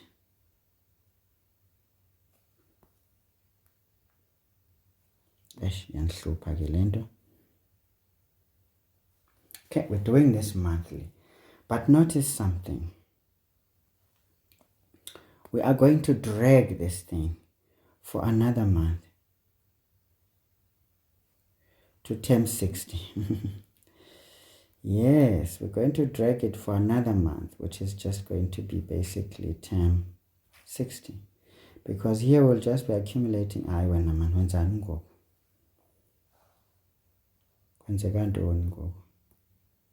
so we're going to be accumulating interest up until that end, because this is the time when we buy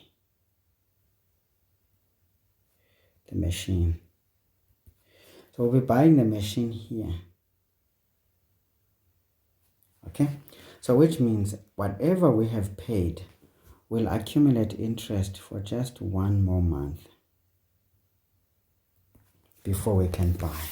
So these are some of the things you need to be careful of. This is why drawing timelines will save you a lot of trouble. Okay, let's do the equation now. So we know for a fact that we have our future value calculation here. And that would be equal to x into 1 plus I to the n minus 1 all over I. But this one will have a compound interest for just 1 month. Okay, I don't know how we're going to do this. Yeah, maybe let's say to the n, because it can be as long, but this n is different from the other one. So this is what is critical, because if you don't do it right, you're going to be dead, ne? Yeah, understand that. But now we are trying to achieve what amount? 123,013 rands, which is going to be x into 1 plus our I, we were told, is 7,85. So this is going to be 0,0785 over 12, because it's monthly. Then we're going to raise it to the 59, because this is where the payments end.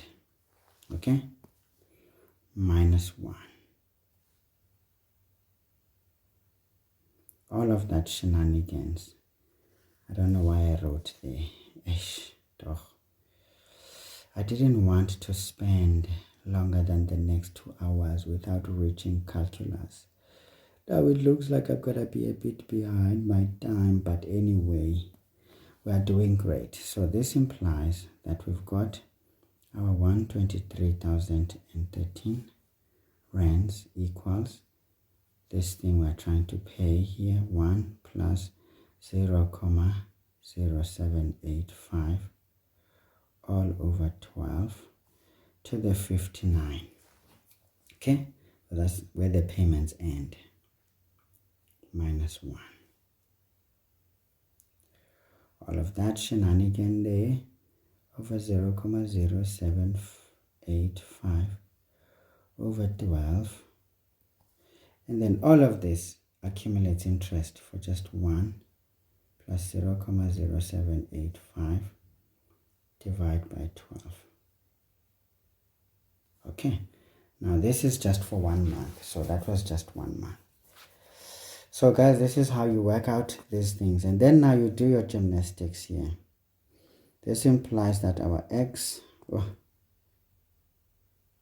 is equal to, now the gymnastic that needs to happen here, number 1, is that this one, because on the denominator, must multiply on the numerator. So we're going to have 123,013 multiplied by 0,0785 over 12. Okay, all of that stuff we're going to divide by this big bracket here, which is 1 plus 0,0785 over 12.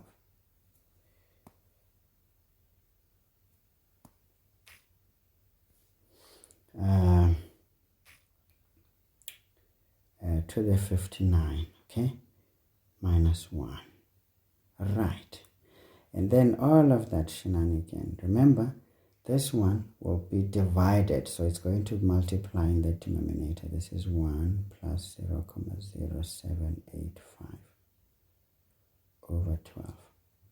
So guys, with these calculations, you're dealing with a lot of complicated, mathematical gymnastics, or should we say easy mathematical gymnastics, but applied in a complicated scenario. So please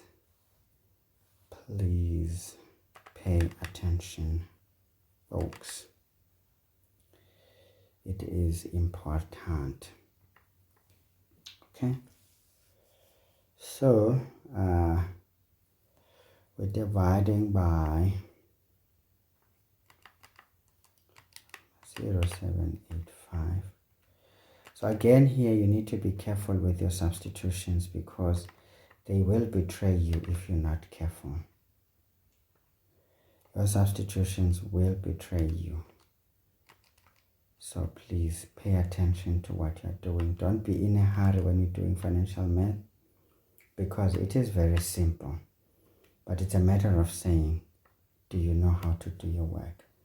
So what I'm getting here, guys, is a story like this.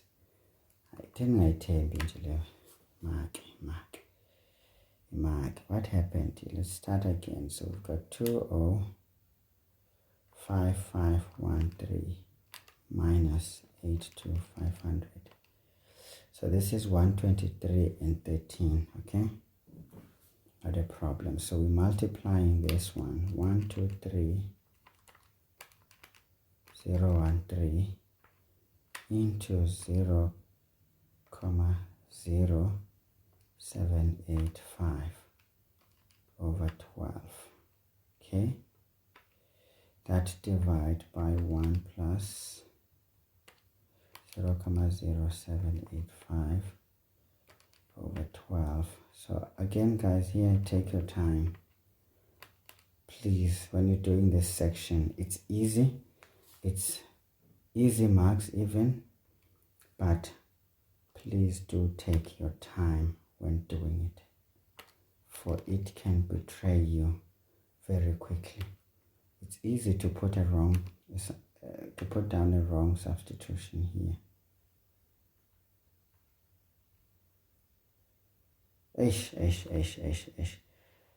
Angiyazi ke lenzeka la.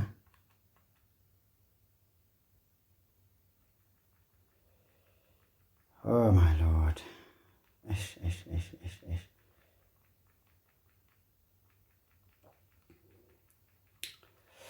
Now I'm losing time, guys. That's why you hear me crying. Bona jwale ke ngwana tsotsi jwale. Ke like abo ish. Wa bona. Ngwana tsotsi o lla ka bo ish. And ha o tla panic fela tseba hore o tlo shwa. Okay, now what I'm getting here is 1704.01 cents. So this person is going to pay this much, 1,704 rands. Okay, 1 cent. Great. Makes a bit of sense. Of course, I'm a bit behind my time because I was supposed to reach this one within the next hour, but yeah, you can see now what is your keeper. Says keeper. Let's move on. We've sorted this thing. So this is 4 marks, guys. What is important here is this substitution here. Great, that's the one, and then this one right there, and then the general, which is 3 marks, and then the answer 4 marks, I guess should be where those marks are. So let's do 6.2. Now we're told here, today Andrew borrowed, once Andrew borrows money, that's present value, right, from a bank, the bank charges interest at 5.25% per annum, compounded quarterly. Okay, Andrew will make the repayments of 60,000 at the end of every 3 months. Okay, his first payment will be made in 3 months from now on. So meaning he will take just the next quarter. How long in years will it take Andrew to settle the loan? Again here, guys, cannot overly emphasize to get an idea of how things must work. At T0, this guy is taking 200 scodos, right, from the bank. And then T1, which is the next 3 months, right? T1, because remember going in quarters, a quarter is in a year. Remember the year has 4 quarters, and those quarters are made up of 3 months. So this is the first 3 months, which is the first one. So the grace period is this one from here to there. So he will not have paid any interest because, he will not be accumulating any interest because he's paying exactly in the next quarter because he's paying in quarters. So T1, he's putting down 6,000 bucks. And then now we are told here, this goes on for how long? That's what we want. So we want to know here, what is that period where he pays his last bit of money? Okay. And throughout this period, he was accumulating money at 5.25%. He was paying at that rate per annum quarterly. And in fact, what you can say here, this is effectively going to be 4n. Yeah, that's going to be 4n. I don't know how we're going to do that. So this is T4n, because if it is quarterly, whatever we'll have there, it should have been, with some 4. I don't know how to put down this thing, guys. Yeah, let's just leave it as Tn. Now I'm becoming a bit clumsy, but now we know what to do. We know that we're dealing with a present value calculation here.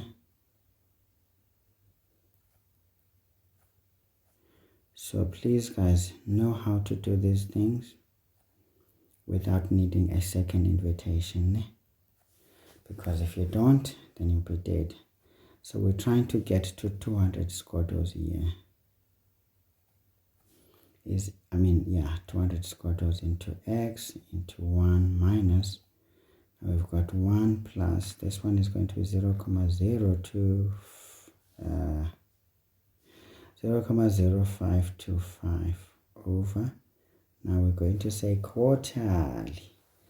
Now to the minus, remember here is going to be minus 4n because we don't know what would have been n anyway, anyhow. So we move on. And then we're going to have here 0,0525. So please guys, relax when you get here. You cannot speed up, eh? If you do, so the gymnastics here that you need, if we want the period, we know that 4n is going to be equal to minus the log. Now the base, what becomes the base, guys, is this dude here. Because this is what we're going to try to eliminate by using logarithmic don'ts. So this is 1 plus 0,0525 over 4. Okay.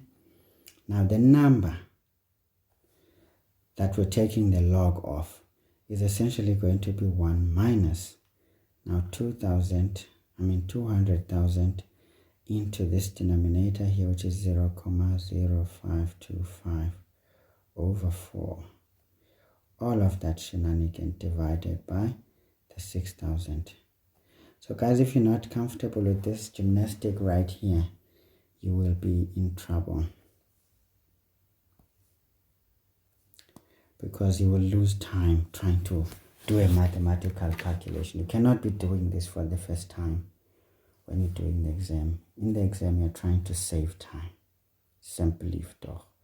So this is 4n equals, now let's deal with this one, minus log of this base 1 plus 0,0525 over 4, okay, into that. So this is going to be 1 minus, this is 200,000 into, again guys, take your time here, 0,0525 over 4. Please take your time. Don't be in a hurry. It will hurt. It will hurt badly. So you don't want to get hurt, okay? So here I'm getting some 44,124,32505. So we can divide by 4 here, then it will give us our n in years, right? Right. So we can say therefore our n is equal to, just divide that thing by 4. So this gives us 11 years. Okay, great stuff. So we're getting 11 years, ne? Easy calculation. So you just need to know how to do this gymnastic here. And I have shown you how to work this out before. So once you know this and you're comfortable, just make sure everything is in order. So what is important here, guys, is the substitution, the period, the answer, and the rate, wherever you want to mark it, maybe here, and the general substitution, essentially. So yeah, 1,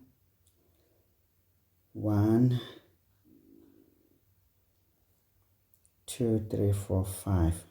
But perhaps the gymnastic here is worth some marks. Let's not give too much here. The gymnastic must give you some exercise. So guys, this is how you get your marks.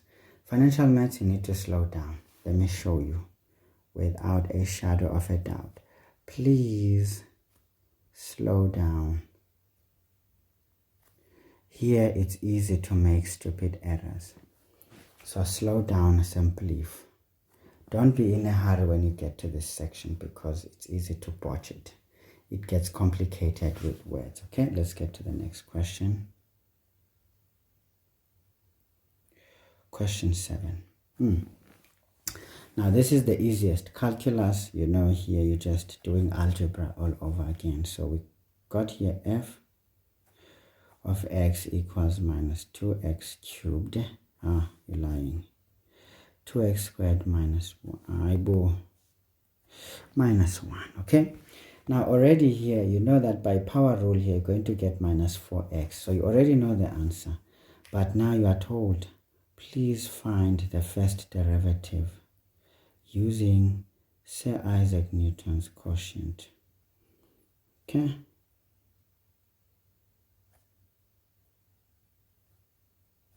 so that is the one. That is Sir Isaac Newton's quotient. So this is lim as h tends to 0. So let's do the things. So this is minus 2 into x plus h all squared minus 1 minus into minus 2x squared minus 1 over h. So this is lim as h tends to 0. Now we FOIL the stuff out. We're going to get minus 2x squared. And then here we're going to get 2xh times this one is going to be minus 4xh. And then we're going to get h squared, so it's going to be minus 2h squared. Okay, minus 1 plus 2x squared plus 1. So again, guys, to FOIL, you should already be comfortable with these things. Don't always take too long. But of course, if you feel like it's overwhelming, then do it. So this friend of ours here and this friend, they exactly cancel each other out. And then this lovely friend and that lovely friend, they do that number to each other just right. Okay? So this is going to be the lim as h tends to 0 of this situation here. Minus 4xh minus 2h squared over h. And then we do some grade 10 work here, but rather in s. Remember, we always take out the highest common factor. Here, we take out the lowest common factor, which is h into minus 4x minus 2h, okay, over h. And then we know that, well, them shenanigans will start taking place. They cancel. And then what have we left? We are left with minus 4x minus 2 into 0. We already substitute there. We get minus 4x.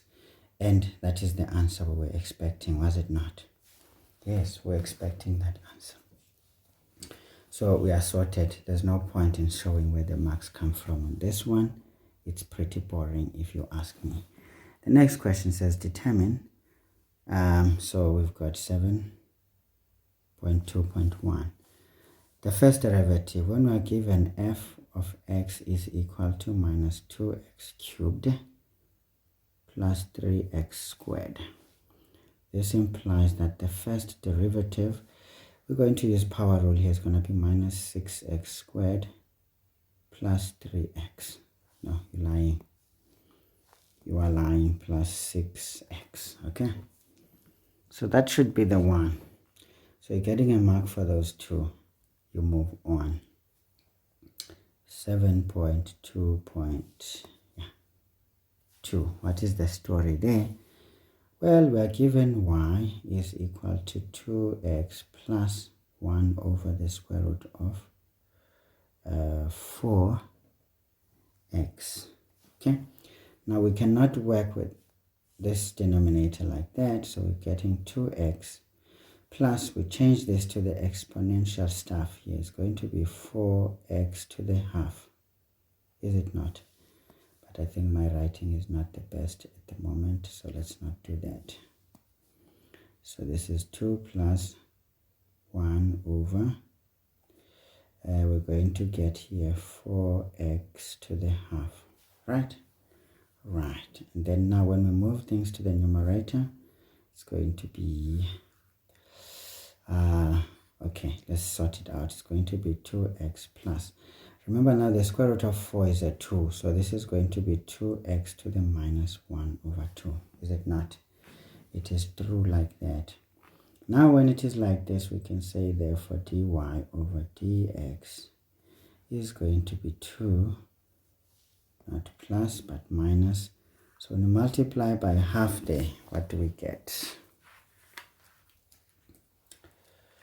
what must we 2 can get? Yeah, it's going to be minus 1.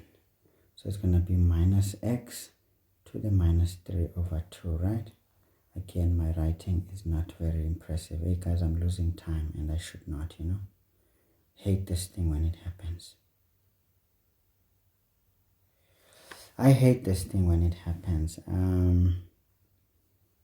Yeah, man. Maybe let's say therefore dy over dx is going to be 2 minus, when you multiply, there's going to be minus x to the minus 3 over 2, because when you say minus 0.5 minus 1, yeah, that is it.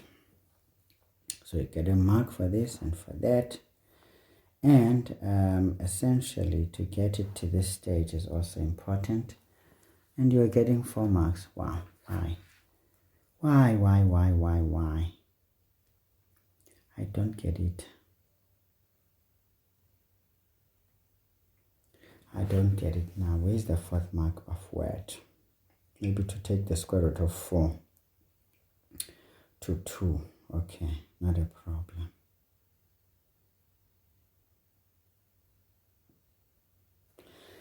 Hey, I think I'm careless. I think I'm dangerous. I must not do what I did. Hey. Okay, bafethu sekhona into yenzekile apha. This is not good. This is not good. Masingayithathi kancane le nto. Let's do it right.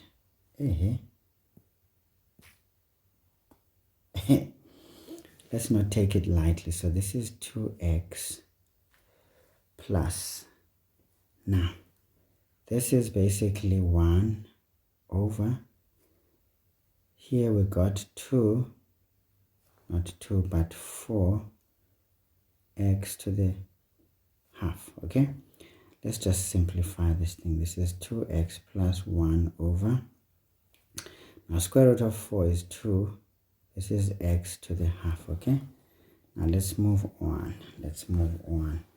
So what we're going to have is going to be 2x plus. We'll leave this thing as a half, okay?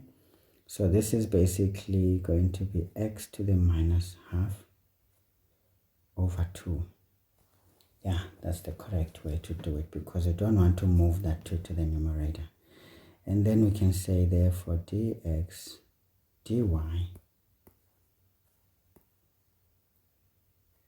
over dx is going to be equal to, this is going to be 2 minus, so this is a half multiplied by half. This is basically going to be x over 4, right? Yeah. And then here minus 3 over 2. Great for the numerator. So I think that is the best way we can go about it. So you get a mark, for this shenanigan here. You get a mark for that square root of 4 there. You get a mark for this expression like that. I think that's how the 4 marks are arrived at. Pretty straightforward. Let's do 7.3. Ish, this thing likes to bounce, but no way. One encourage on tin as well. Hey, boo. Why are you touching things now all of a sudden?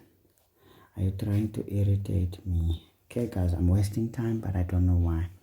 Now, I told you the graph of y equals the first derivative of x has a minimum turning point. So once you're told, remember the first derivative, once we're told it has a minimum turning point, this is already a parabola. So it says we have a parabola like this. If it has a minimum turning point,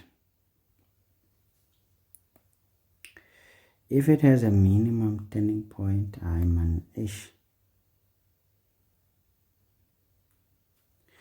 So there's our parabola there.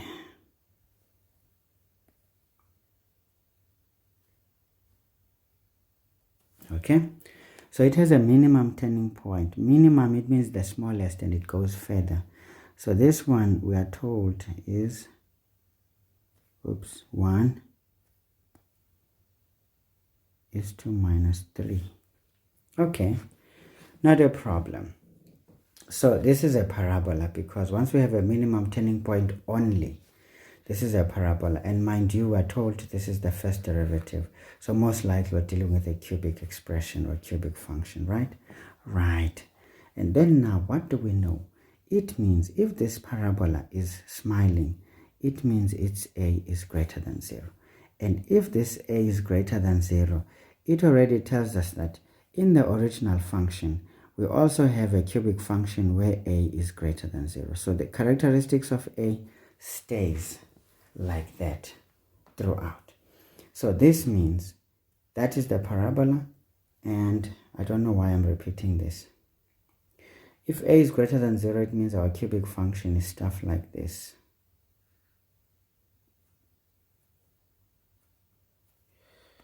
Our cubic function is stuff like so. Okay? Because of finding out that our a is greater than 0. But what do we know? The x-coordinate of the turning point essentially gives us the x-intercept of our second derivative function. And if a is greater than 0, the second derivative function is stuff like this. This is second derivative. It will be a straight line. That is a positive gradient. Now we know that, okay, all right, okay. Now, that is what we can think about, or that's what we can gather. Now they're telling us determine the values of x for which the function f, which is the original, is concave down. So when will it be concave down? When the second derivative is negative, but the x-intercept of that second derivative gives us the point of inflection. You get me? So this is essentially telling us this is the point of inflection.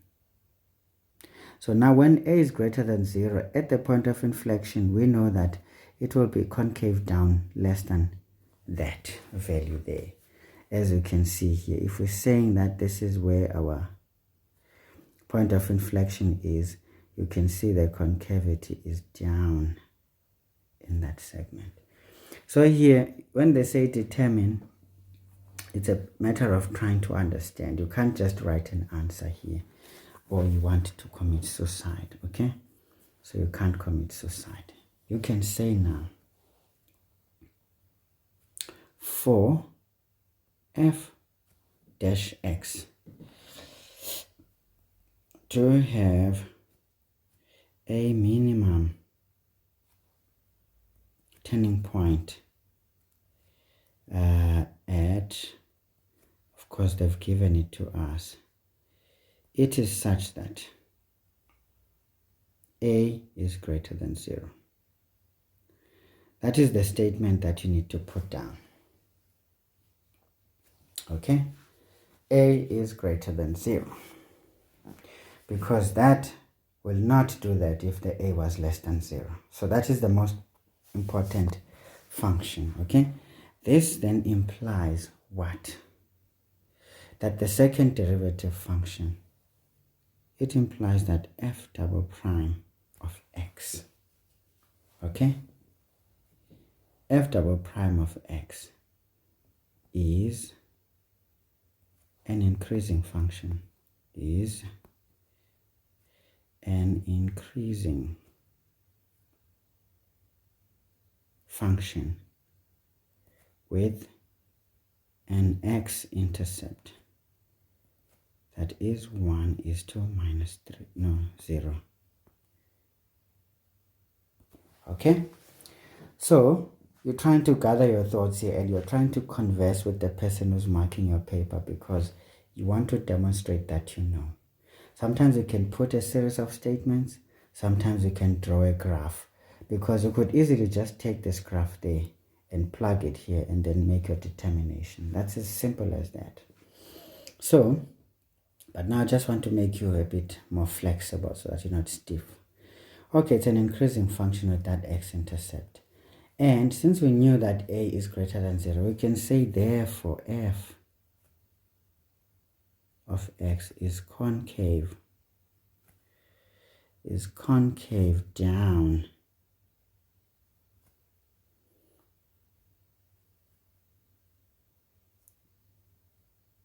when the second derivative function is less than 0. Right? It's always the case. We can say therefore x must be less than 1, because we know that that 1 is essentially the x-coordinate of the point of inflection. At times you can say this means that the point of inflection is, but I think this one needs to come out though. If you don't talk about a, it becomes a bit cumbersome to come to an answer. So guys, I don't know here, you could easily get more marks in my opinion, but yeah, doch, it is like that. So I'm not sure if you're getting 2 marks for the answer, but remember, they told you in the instruction, answers don't necessarily give you full marks. If you don't have a conversation that you put forward, or at least draw a structure like this graph here, show us the graph, then make your conclusion. It would make sense. Or put down some conversation and let's see if it makes any sense, and then you continue doing your things, okay? Here you can even say therefore the point of inflection is also at 1 is to some y value, because you won't know what that y value is. But one thing for sure is that the x-coordinate of that turning point of the first derivative, or the x-intercept of the second derivative, will always give us the x-coordinate of the point of inflection. So there's a lot of things you need to say so that we can make up our minds about our solution. So this one can be complicated, and yet you're only getting 2 marks. So don't think for 2 marks you just write an answer. They said determine. Remember, determination can be by inspection. But what are you inspecting? Something you don't know. Hence, you need those statements to tie up with the answer. Or you need to start putting up some drawings that you can later make a determination. I'm sure, guys, by now, if you watched that video that says, how do you mentally prepare for this thing? You already are clear right now in your head as to what to do. Okay, let's move on. That was easy. Let's do question 8. Okay, for question 8, we are dealing with a cubic function. So let's try and rush through it. So here we're given f of x is equal to x cubed plus 4x squared minus 7x minus 10. Now let's inspect this thing. So if you inspect here, there's an invisible 1. Okay, what does that mean? A is greater than 0. See, the stuff that we spoke about. When a is greater than 0, how do we expect our function to look like? To look like that. Exactly. So we already know the shape here, that our shape of our graph is supposed to be stuff like this. It's essentially an increasing function, because between those two minima and maxima, the graph is not really decreasing or increasing, but in effect, it actually increases if you look at it from left to right in general. Okay, so that is the story that we can get. And then, of course, we also know that this friend of ours is our y-intercept of our cubic function. Great. That's all we need at this point. So the question says now write down the y-intercept of f. So we know that y-intercept is such that x is 0, y will be the constant term of that equation. 8.2. It says now show that 2 is a root of the equation f of x is equal to 0. So now we can tell that, look, when x is equal to 2, it will be such that we've got here 2 cubed plus 4 into 2 squared minus 7 into 2 equal to 0. This means that, I don't know, maybe did I say the right thing? Maybe let's do something like this and not be clumsy. We want to be systematic. We want to be systematic. So we can say, well, f of x is equal to 0 implies that x cubed plus 4x squared minus 7x minus 10 is equal to 0, right? That's what it means. And then we can say when we put x is equal to 2, it will be such that we do that, and then let's see what is the story. So 2 cubed plus 4 into 2 squared minus 7 into 2. So what happened here? Minus 10 equals to 0. So you see, sometimes you can run into problems. So we're getting 0 is equal to 0. Therefore, we can say the left-hand side is equal to the right-hand side. And if that is the case, we can say, therefore, x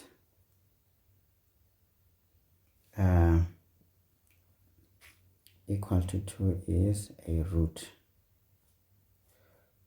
of the root of f of x equal to 0. I think some questions are a bit cumbersome. I mean, they're crazy, but of course the idea is to say, do you really understand when you're doing these things? Can you take it in reverse sometimes? At times it feels a bit wrong, you know, because it feels incomplete. Maybe they have a fancy way of projecting this, which is why you need to look at that memorandum when it comes out and compare and contrast if what I'm doing here is correct. But at the end of the day, I'm just giving you a way of going around your work, not necessarily trying to give you correct answers, because trust me, it is your business, not mine. Nice. Okay, now that is too much. So basically, guys, is the situation there, and the conclusion is done, because I mean, if you get 0 is equal to 0, it means that is a root, because when you substitute that thing into the equation, you must get a 0 if it is a root. That is the story. Nice and easy. Okay, let's keep moving, guys. We don't have time now. I think we're losing it pretty quickly.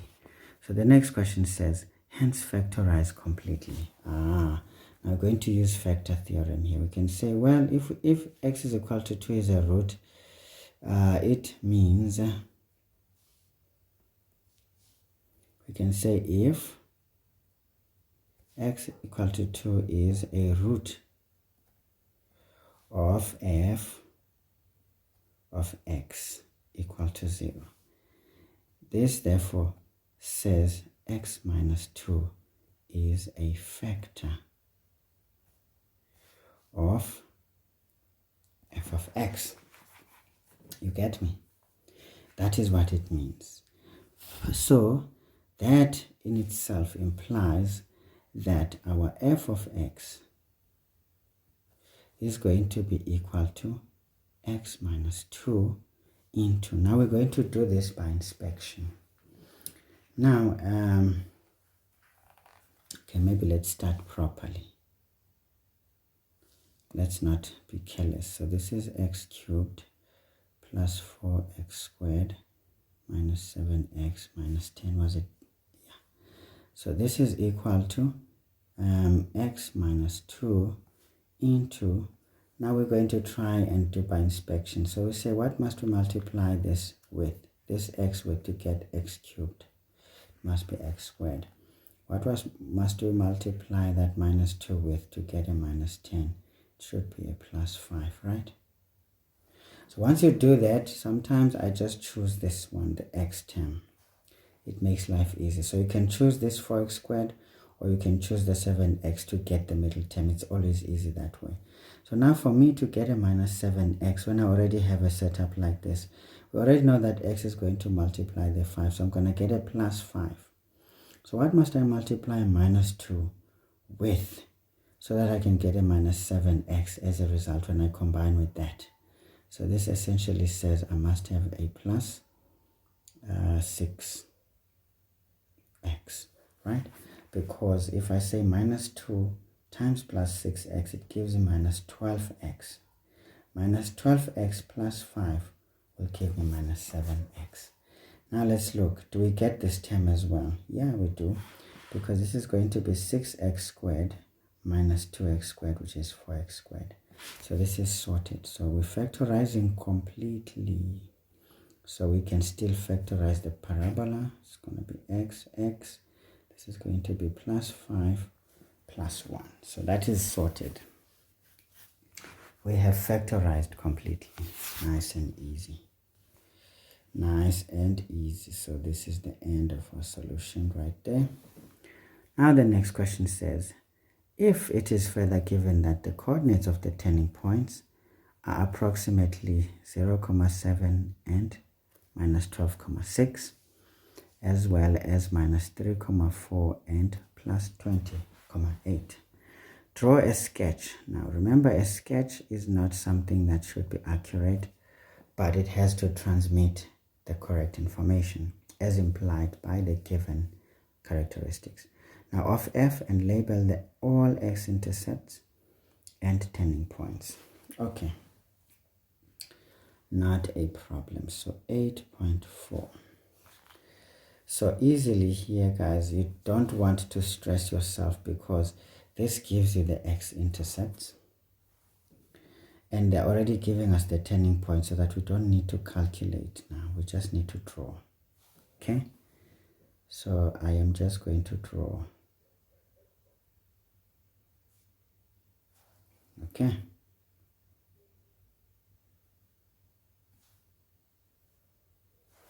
now all we know is that what is the characteristics of our function. Again, we saw that there's an invisible one. That invisible one already says we've got our a that is greater than 0, right? And if a is greater than 0, it already says to us our function is going to do stuff like this. But now let's watch our x-intercepts. X-intercept is going to be minus 5 and minus 1 and plus 2. So here we need to do 2 of them. So we're going to be doing stuff like that. No, not coming out the way I want. Okay, so we're going to do stuff like that. And then we do stuff like so. Okay, so we're drawing a graph, something like that. Okay, it's great. So we are sorted.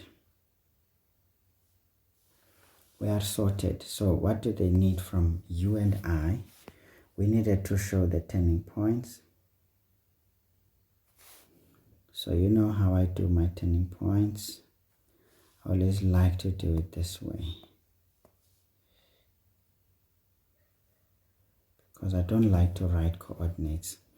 So this is going to be plus 20,8. This is going to be minus 3,4. So do you see? It's very nice. So here we're going to have a minus 5. And then here we're going to have a minus 1. Then here we're going to have a 2. So remember, information needs to make sense, not necessarily draw this to scale, okay? It's as simple as that. And then what is the other turning point? They gave it to us like this and like that. So we're going to do stuff like so. And then we know that, well, this one must be minus 12,6, and then that is 0,7. Yeah, that's it. So we've shown our x-intercepts. Oh, by the way, we've got a y-intercept that should be minus 10. Great. So we've shown everything. Nice and easy. Nice and easy. So you can choose to write it any other way that looks correct for you, or that looks all right. So I'm a bit tired now. Oh, my Coke is finished. Okay, let's finish up a bit. We are almost there. So the question says, now use your graph to determine. You see, they are dictating here, because some algebraic calculations may be sick for you to do this. Sometimes when they tell you what to use, they're actually trying to save you from yourself. Because if you start trying to solve this algebraically, you may start to run into problems, but you will win if you know what to do. Anyway, let's go for it. 8.5. Oh, by the way, this is the graph of f. If you don't label, you're gonna die, okay? Don't try to die. 8.5.1. Oh yeah, Papaland. Now 8.5.1 says determine, using the graph, the values of x for which f prime x is less than 0. So now the first derivative of x is less than 0 where? Between the two turning points, because we know that the graph of the parabola, if we can just overlay it here, just for argument's sakes, remember the x-coordinates of the turning points become the x-intercepts of the first derivative function. So the first derivative function would do stuff like this. Okay, spare that it's trying to run around, but assume that this point is lying exactly there. So do you see, because a was greater than 0, it will be greater than 0 even for the parabola, such that it's a smiling one. And those x-coordinates of the turning points actually give us. So now, look at the first derivative. When is it negative? When is it negative? It is negative between these two, because you see this graph is negative between those 2 points. So essentially, when we do our determination here, we will just simply say our x must be less than 0,7 because it's not included, but greater than minus 3,4. Easy stuff. You get your 2 marks and you smile on. 8.5.2. The gradient of a tangent will be a minimum. Now, we know that the smallest gradient is going to be at the point of inflection for this graph. And the point of inflection is always halfway between the x-intercepts of the first derivative function, which is those 2 x-coordinates of the turning points. So basically, once we know that we want the gradient of a tangent, but remember that is not a tangent per se, it's a local tangent, because it will always intercept the graph elsewhere. I would love for them to stop using the word tangent, but say local tangent. Then that would be correct. But to just say tangent, it sounds like that would be a tangent, and that's not true. Anyway, enough of the gibberish. Let's just work our magic. Now what we know is that, okay, this is going to happen at the point of inflection, right? Right. And therefore, we know that it will happen where x is the average of those 2 turning points. It's going to be minus 3,4 plus 0,7 divide by 2. Let's do it. So minus 3,4 plus 0,7 divided by 2. The answer is minus 3, sorry, not 3, but minus 1,35. Okay, so that is fine. So in any case, what does that tell us? It tells us that our point of inflection is somewhere there.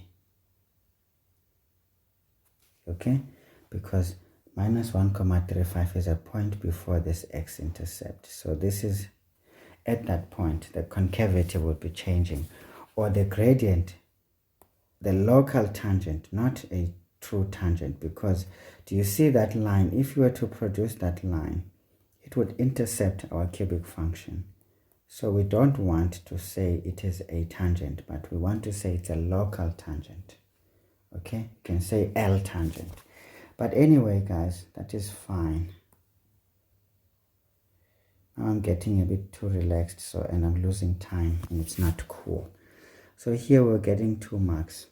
I believe this situation and that situation should help us to get in there. So now we've got 8.5.3. Now we're told here f prime of x, that is the gradient function. So essentially we are talking about gradients of f, okay, multiplied by the y values of the second derivative function must give us less than 0. Now sometimes it helps to picture what the derivative function would look like, okay.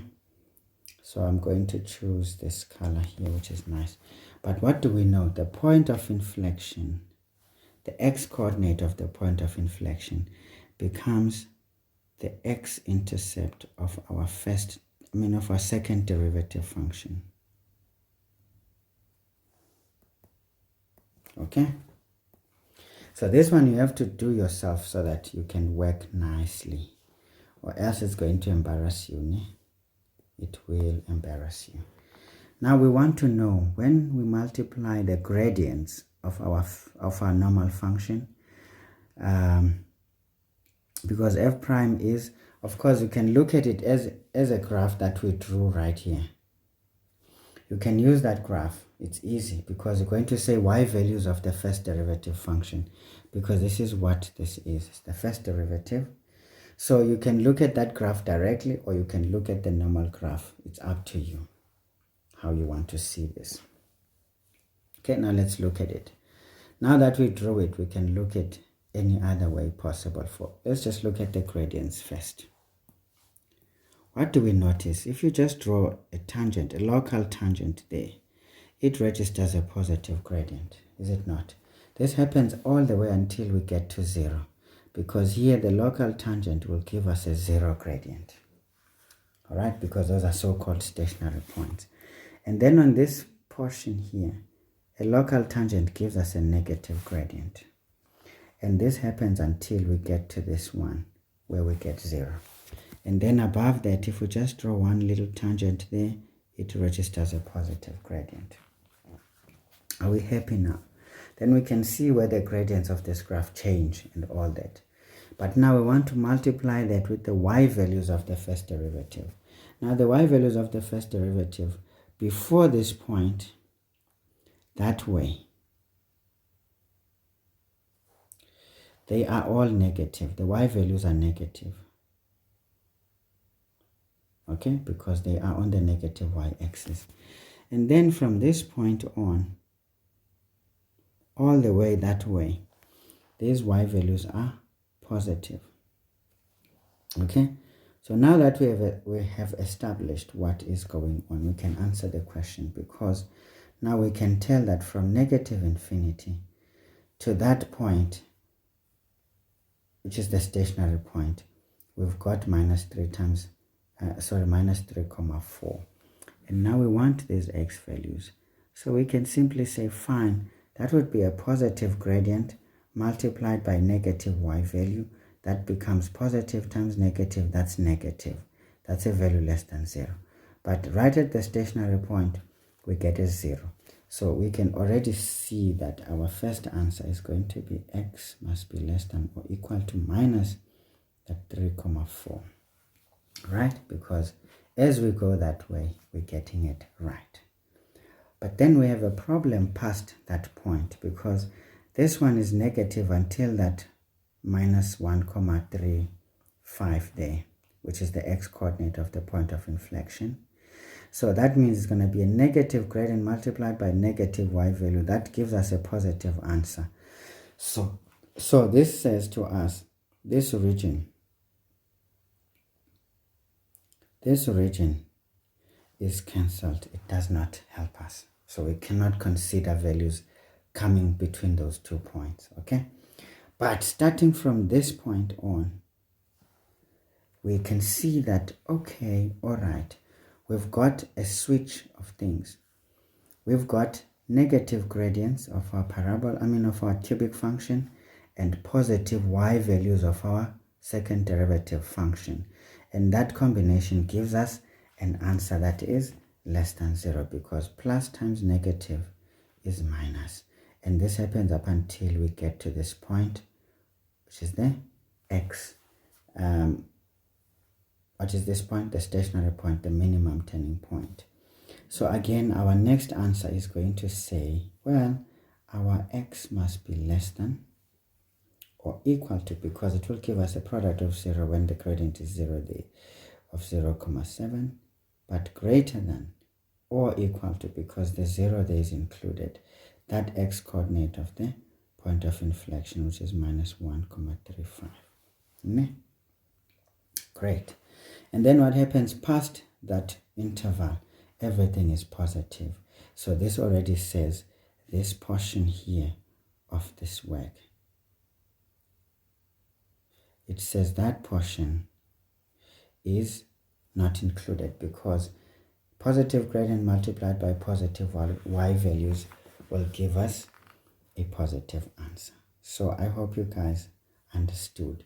So these 3 marks is arrived at like that. Okay, now guys, let's try to finish up, because yeah, I kind of relaxed a bit because I could see we are doing very well indeed. We're able to save our time. Now the next question says a wire 12 meters long is cut to 2 pieces. So there's our wire, and then we're chopping it here so that we've got 2 portions of this wire. All right, so it is itself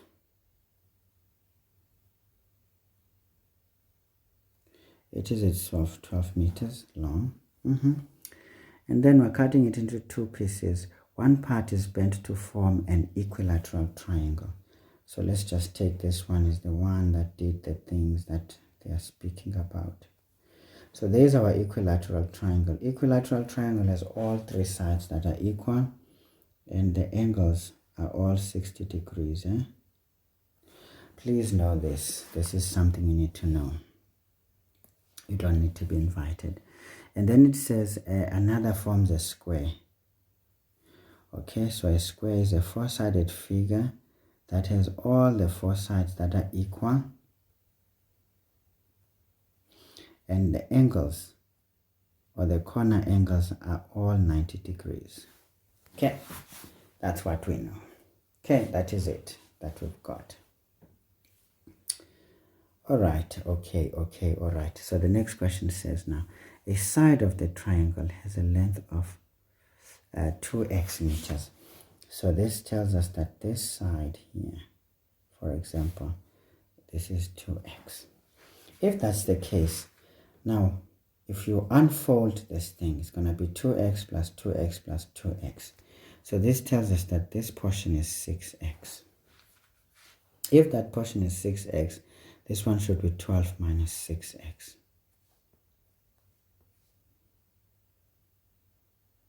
Great. So these are some of the things, guys, you need to make sure you already work them out, because they will hurt badly when you don't pay attention. All right. Now the question says, write down the length of a side of a square in terms of x. Okay, so we know that these sides will unfold to that. So let's call it side S, for example. So if we say this is side X, all of them are side S. So how many are they? They are 4. So we can say that 4S is going to be equal to 12 minus 6x. Then when we divide by 4, we'll divide by 4 throughout. So that means S is going to be 12 divided by 4 is 3 minus. Now 2 to 6 is 3 times, to 4 is 2 times, and then x. And that's it. So this is now 9.1. Now this is your thought process, because they didn't ask you show us the calculation, they said write down. So whenever they ask you a question like that, you know that this is going to fall into your rough work. Okay, we were told when we're doing exams that take a portion of your answer sheet, cut a smaller piece on the side and write RW, so that if you want to do something here, you do that. And then if you realize you're running out of time, you just write here C RW so that they mark you there. But sometimes if you feel like you have enough time, you put it down there, okay? But I don't know how you guys are told how to approach your exams and how to ensure that sometimes a side calculation that becomes correct, you don't want to repeat it, you just direct them. Please check my rough work for this answer, and then they will know. Make sure you just label on your rough work what question you're answering. Okay, that's it. Now the question says, if the square is now used as a base of a rectangular prism. So what do we know about rectangular prisms? So now we're going to have the square base, so to speak. There is our square. So if we're doing a rectangular prism, it's something like this. Okay. Yeah, don't worry about the things that it is doing. It's starting to irritate me technically. You know, technically.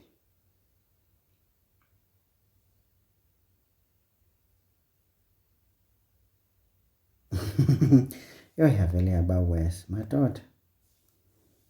Okay. Noba ibembi ke ngoku angisenandaba.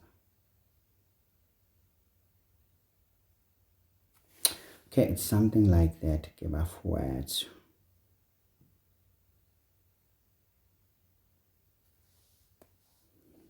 Noba ibembi angisenandaba nayo ngoku. So yeah, but anyway, this is the square base, right? Not a problem. So what we have, the side of this square is essentially something like that. This is 3 minus 3 over 2x, okay? That's what we've got. And then they're telling us now that the height of this thing, which is this one, the height is 4x, okay? Great. Now determine the maximum volume of the rectangular prism. So first of all, we want the volume. So we know that we're answering here 9.2. So this is applications of calculus. So 9.2, we know that, well, the volume is going to be the area of the base, which is side squared multiplied by the height, okay? Now that is going to be 3 minus 3 over 2x all squared times 4x, okay? Now let's sort it out. First we FOIL this thing out. We're going to get here 9 minus. Now this times that is going to be 9 over 2, 9 over 2. That is now minus 18 over 2. Now 18 divided by 2 is 9. So this is 9x, okay? And then we're going to have here minus again. No, it's not minus, it's going to be plus. So now 3 squared is 9 over 2 squared, which is 4x squared times 4x, okay? Let's sort it up. 4 by 9 is 36, right? And then again minus 36x plus. Now the 4 cancels, so we're going to get 9x squared. So that's the expression for the volume. No, not squared, but cubed. The squared is here, okay? So yeah, that is the story. And then now we want the maximum volume. So we know that V max implies that the V dash thing must be equal to 0. This implies that 36 minus, okay, 36 by 2 is what? 72, yeah. 72x plus 27x squared must be equal to 0. And then we know that, look, this thing can divide by 27. Can it maybe divide by 9? Let's just narrow it down by using 9. 36 by 9 is 4 minus 72 by 9 is what? Is yeah? Does 72 divide by 9? Is it 8? Yeah, I think it's 8. 72 divided by 9 is 8. Yeah, 8x plus 27 by 9 is 3x squared equal to 0. Now, when we are at this juncture, we just try to put this one in standard form. 3x squared minus 8x plus 4 equals 0. And then we factorize grade 10 technique. This is 3x, this is x. Now for us to get an 8, multiply this by 2 and 2, right? Right, this is now minus minus. Great, so we can say therefore our x is going to be 2 over 3, or x is equal to 2. Now the question is, which one of these is correct? Let's take each one of them and substitute into this equation and see what we get. So let's put in 2 because it sounds catching. Let's start with what looks like it's going to give us a big value. 36 into 2 squared. Cos squared 1 over. Sorry, minus 36 into 2 squared plus 9 into 2 cubed. Oops, it gives us a 0. So a 0 cannot be. So this one cannot be the answer because it gives us a 0. So again, guys, if you're not comfortable checking things, you'll always be embarrassed. Ne? So obviously this one is going to be the one. So we can say therefore V max is going to be equal to 36 into 2 over 3 minus 36 into 2 over 3 squared minus a plus 9 into 2 over 3 cubed. So let's get to it. So now we're going to just put 2 over 3 technically. So you see with the fancy calculators, you are a victory individual. Okay guys, so what am I getting here? I'm getting 32 over 3. This one, it's not acceptable to really leave it as a fraction. So this is 67 meter cubed because that's a volume. They told us that this is in meters. Okay, that's great guys. So we are happy. In fact, here we need to put meters. Huh? Yeah, exactly. So that is the story. That is the story. So this 7 marks, you can see that, yeah, it's a situation. So deriving this, and the correct substitution into some identifiable formula, that already gives it 2 marks. And then getting this solution here, that's the 3rd mark. And getting this one, that's the 4th mark. Essentially doing the derivative here, that is the 1, 2, 3, 4, 5. Okay, we already have 5 marks. I think rejecting this one is the 6th mark. It's very important because you could easily include it. What else?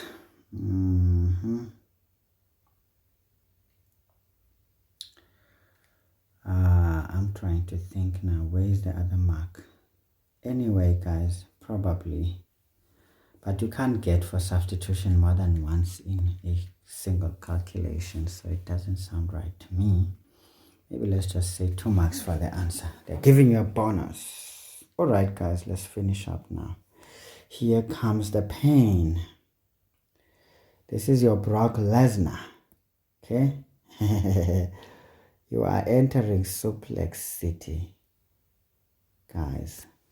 So here we're going to be suplexed. But we will try our best and see if we will succeed or not. Okay, probabilities is a nasty situation. But you take a gamble. You take an educated guess here. You might win, you might lose. Now 10.1 says a group of people participated in a trial to test a new headache pill. Okay, a bit of medicine there. All right, okay, all right. Now I told you 50% of the participants received the headache pill. So those are the ones that we intended to treat. Ne? You will hear things like intention to You will hear things like intention to treat, or this is the treatment group. The other one should be a control group, right? So this is the treatment group. And then 50% of the participants received a sugar pill. Usually we talk of the so-called placebo. It's a placebo. But why would a sugar pill work? We know that low blood glucose also causes a headache. So essentially, if you give sugar and then someone is better, it means they had a low glucose in the blood. They were actually starving. So that's why it would work. So that's why it becomes a good one. So that we can separate these people in terms of knowing for sure that this drug actually works or doesn't work. Because there are instances that we need certain conditions that also present with the headache to be included, so that when we give something else that can actually treat it, and this drug doesn't work, then we know this drug is specific for this particular condition which we are interested in. You know, bit of research, guys. Nice stuff. Anyway, let's go on. Now we're told here, 2/5 of the group receiving the headache pill were not cured. Do you see? If, for example, they had a low blood glucose level, the headache was not because of some condition that this pill is designed for. Say, for example, a migraine headache. A migraine is because of a vasoconstriction in your blood vessels of the brain. And when that happens, it causes pain because, what do we know? The nerves that come out of the spinal cord, you know, the sympathetic nervous system to be specific, they go around the internal carotid arteries right into the brain. So those are the areas of sensitivity. So when there's a spasm in these vessels, that actually, you know, irritates those nerves and it transmits pain. So this is this headache that you cannot really place at some point. It's there, but it's so vague, you know, because it's poorly localized. Why? Because it's the parasympathetic nervous system is not exact in nature. Okay, all right, okay. So in the brain itself is insensitive, but the blood vessels that are coursing through the brain, they're carrying along the sympathetic nerves. And those are the nerves that when those blood vessels go into a very bad spasm, like a pathological spasm, that, like the one that comes with a migraine headache, then that's why people get a headache. So you see, if you're saying now you have, for example, an amitriptyline that we use to treat migraine headaches, or sumatriptans, or the so-called triptans. You know that you want to make sure that these ones are specific for migraine. Now you want to put in even people with low blood glucose levels, because if then they start getting cured when you're giving the the glucose pill or sugar pill, and then the guys, they actually start to feel fine, but technically, if you gave those ones a migraine headache tablet like sumatriptan or amitriptyline for that matter, they would not get relief. Nah. Anyway, anyhow, let's do the thing here. We are here for math and nothing else. Anyway, so we're told here 2/3 of the group receiving the sugar pill were cured for sure because they had a low blood glucose level. Now it says 10.1.1, represent the given information in a tree diagram.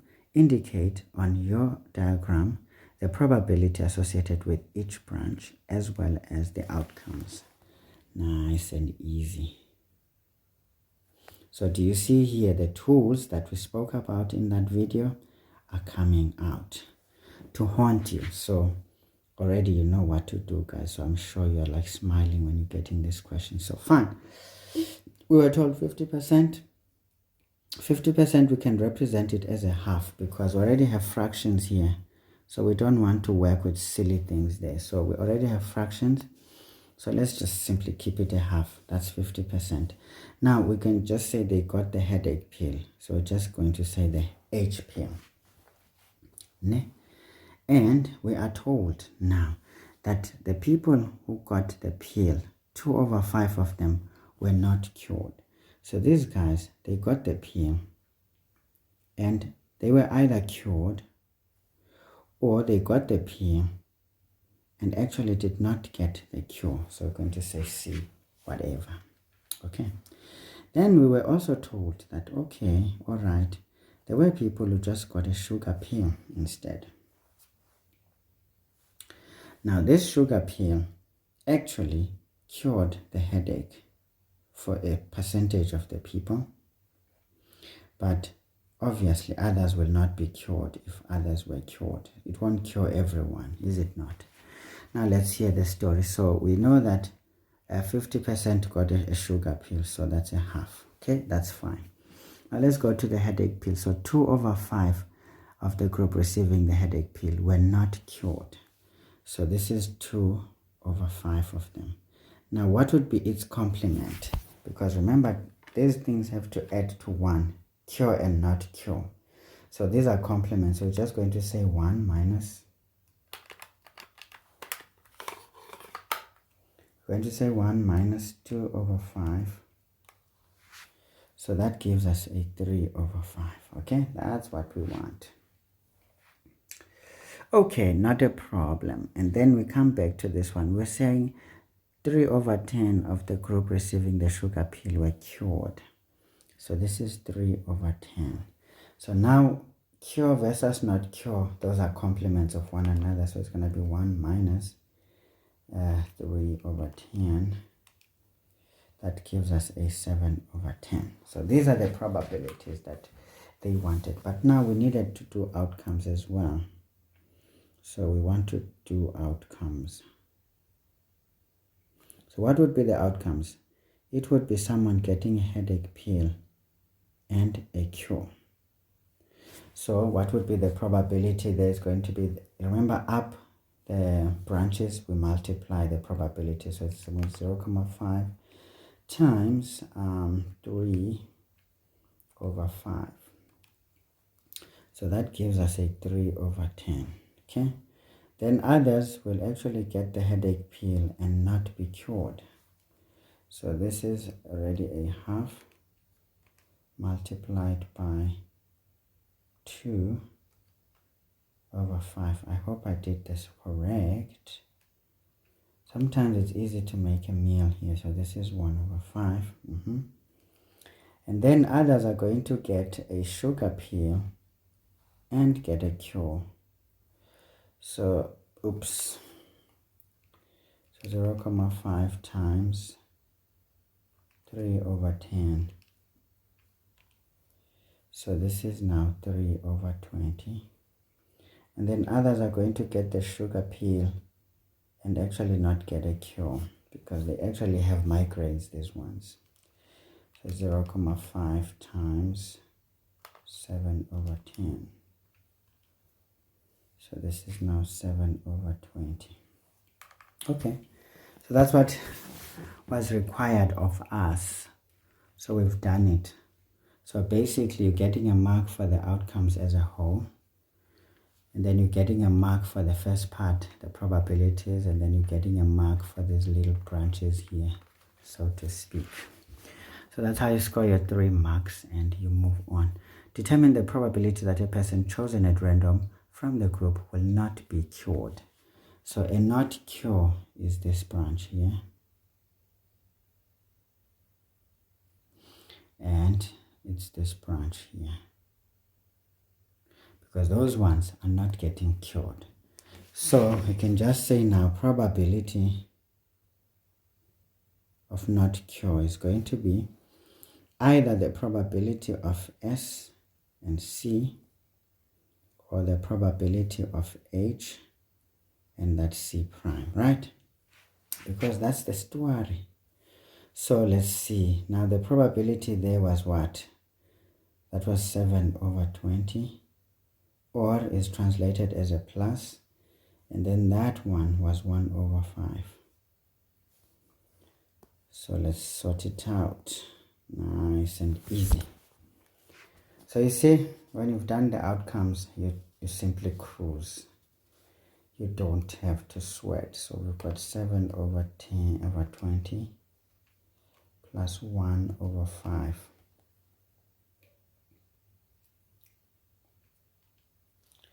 So this is 11 over 20. Me, I can leave it here. I think bingo. That is into 11 over 20. Me, I feel like it's safe to leave things here. Of course, guys, you need to be vigilant here. It's very easy to mess up. Okay? It's very easy to mess up. So the one thing that you want to do is to make sure you've done correct substitutions into a correct formula, and you just put everything the way it should be. Okay. Again, here you're just getting 2 marks because it's just the substitution and the answer. Okay, guys, let's not relax too much. So we've got 10.2.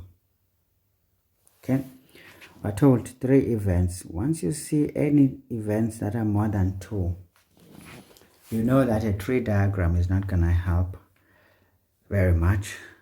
Okay, most likely here the tools that you need is the contingency tables or the Venn diagram. Okay, so let's see.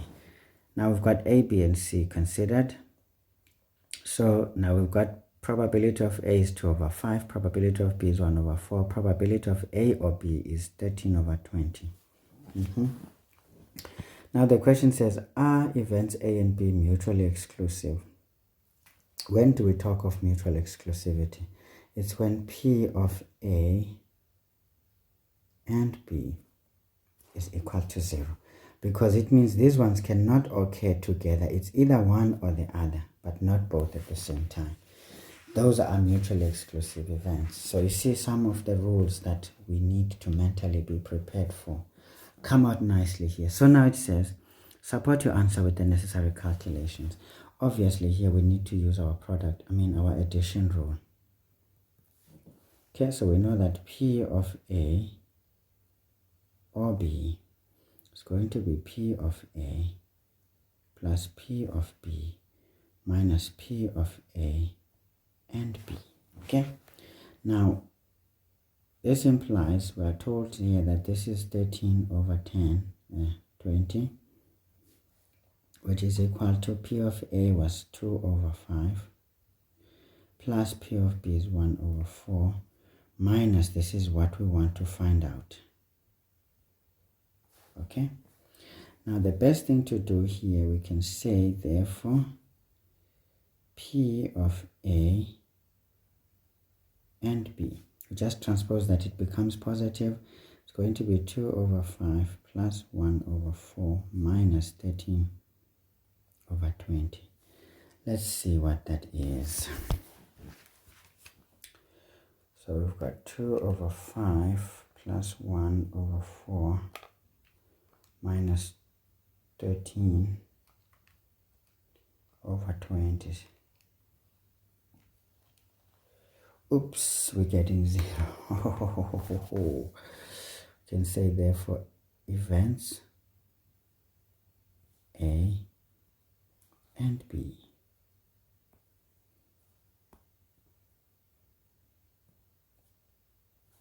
are mutually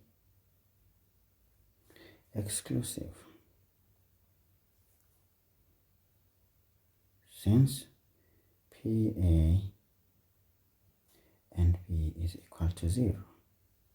So always have a conclusion. It sounds like you're repeating yourself, but it's a good exercise, okay? It's a good exercise. So that is the story right there. So we've sorted the story. So we haven't heard about C. So just 2 marks. Come on, guys. Are you serious here? So that is the story and maybe your conclusion. Maybe. Those are the 2 marks. Nice and easy. Now 10.2.2 says, determine P of C only, okay, if it is further given that PA or C is 7 over 10, okay?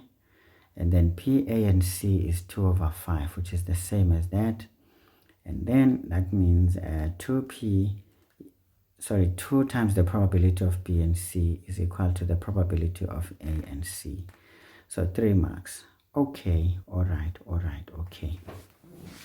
Now, we want C only. So now this one for me, this is where we need the Venn diagram here, because if we don't picture what is going on here, I am sure we're going to botch it. We found out that A and B are mutually exclusive. Okay, maybe let's just get our field. Our sample of events. So we've got our event A, and then it is mutually exclusive with event B. Okay, they don't touch. But we can see that there is some P, B, and C. There's some P, A, and C. So meaning C is actually intersecting these two. Okay, so C can occur together with either one of the two. So this is A, this is C, that is B. All right, okay, all right. So what did we find? We were told here that P, A, and C is 2 over 5. So there it is. And by the way, P of A was given as 2 over 5, meaning A does not occur alone. It occurs with C, so A only is going to be 0. Wonderful. And then we are told here that PB is 1 over 4, but P, B, and C is that situation here. So we need to calculate here. So we know that 2 times the probability of B and C is equal to the probability of A and C. So this means that we've got a situation here that 2 times, Doc, what are you doing? I'm getting a bit tired, guys. 2 times B and C is going to be, the probability of A and C was given to us as what? Did we find A and C? Mark, what am I saying?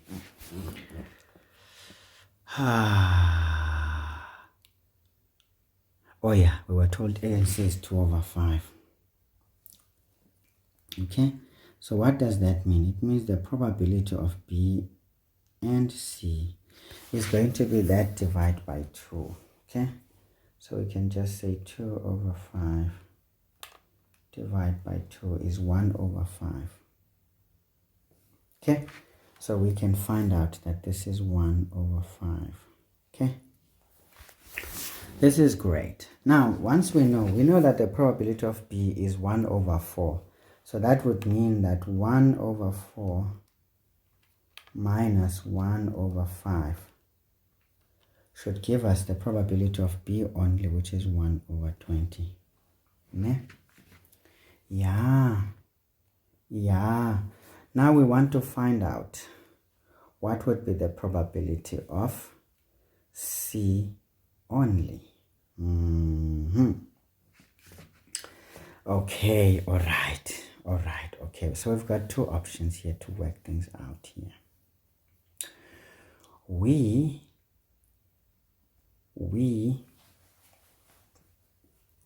can use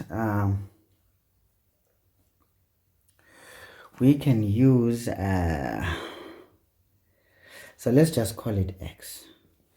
Okay, let's just call that one X. Okay, or P only, doesn't matter. Now, what do we have here? What do we have?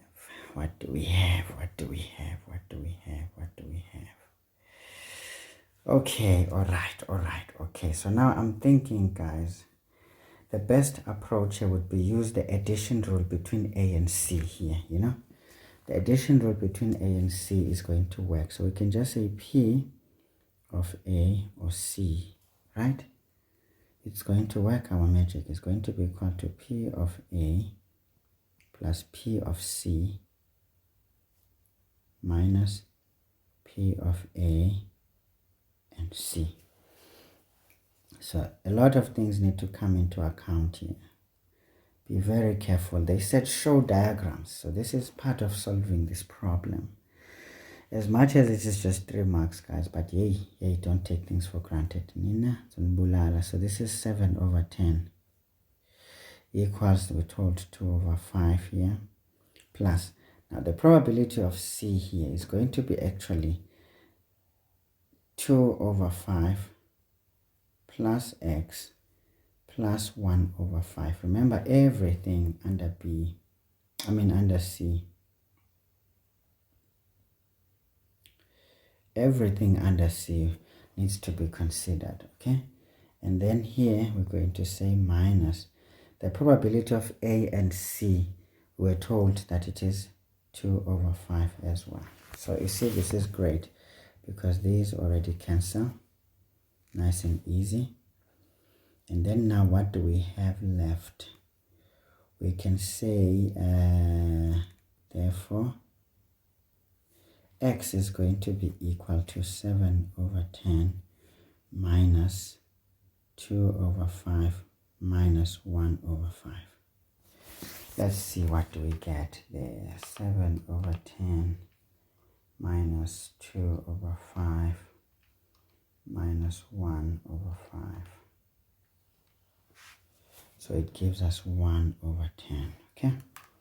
So we can say therefore P of C only is going to be 1 over 10. That's the answer. And that's 10 for no palakabi. Yo guys, ixesha kanti litheni? Yare doch. Come on time. Why are you doing this thing now? This thing must not happen like this. So bafowethu, whatever means necessary, okay? Whatever means necessary, and you need this probability here. And you need to work out this one. The rest is gymnastics that you should already know. I cannot find a better way of solving these things. It's very important. It's very important, guys. So let's go on. It says now determine the probability that events A, B, or C do not take place. So that means we are talking about an event that is taking place on the outside. The outside simply says none of the above. Okay, ish commands go. They are netis and netis imvula. Yaredo tenzothetha njengomntwana omncinci. Akunangxaki. Masiqhubekeni sesifikile bafethu. Bengafuni uthatha 30 minutes kodwa ke ngoku ish. Yabona ke izinto ziyacaphukisa. Okay, so basically if we're saying this event, it means it must be all these events occurring is going to be the complement of that. So we can just say P of A or B or C not occurring is going to be 1 minus the probability of A or B or C occurring. Okay, is basically the complement. Okay, this is 1 minus. Now let's sort them out. So A does not occur alone. So A occurs together with C. So A or C is 7 over 10. So you don't need to even question anything. So this is 7 over 10. Plus, we're going to add the probability of B. B was 1 over 4 in total. Because A doesn't occur alone, so we're not going to consider it. We're not going to waste our time. A is part of C, essentially. So this is 1 minus 7 over 10. 1 minus 7 over 10 plus 1 over 4. So this gives us a 1 over 20, okay? So you see the probability here says we have 1 over 20 here as well. And you will see when you add all these probabilities up, you must get 1, okay? Let's put it to the test. 1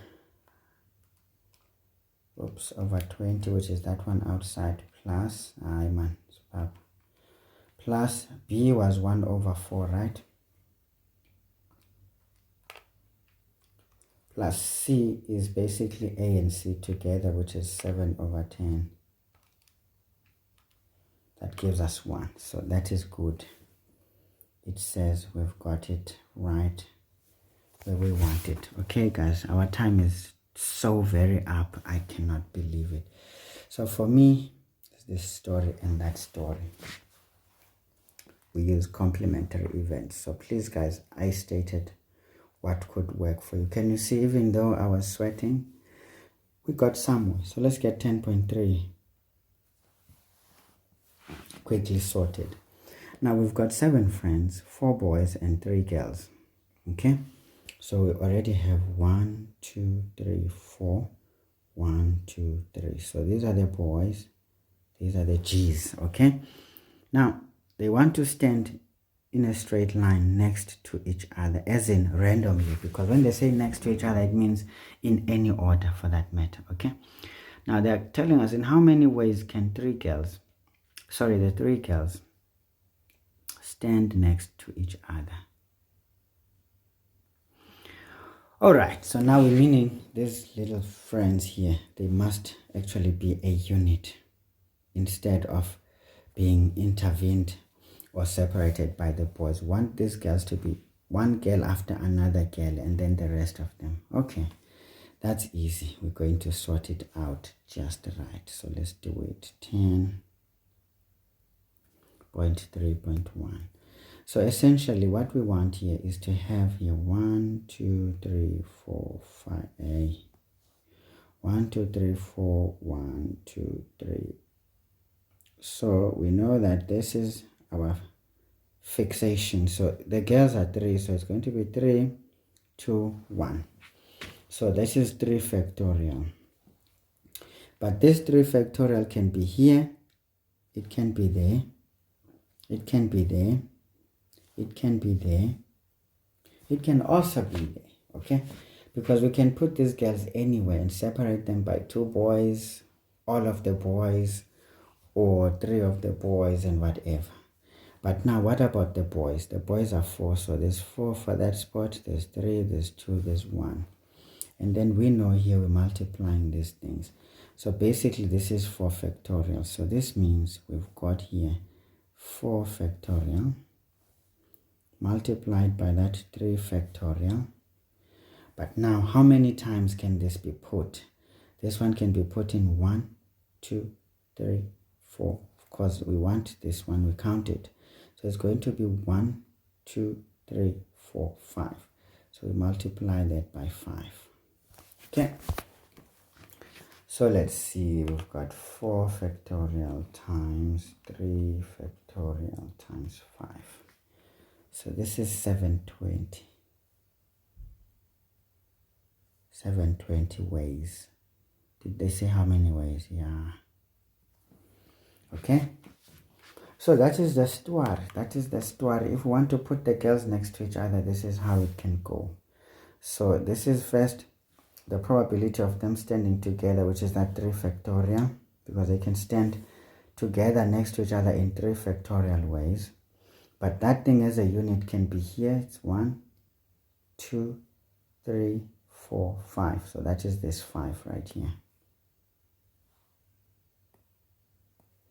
That is this 5.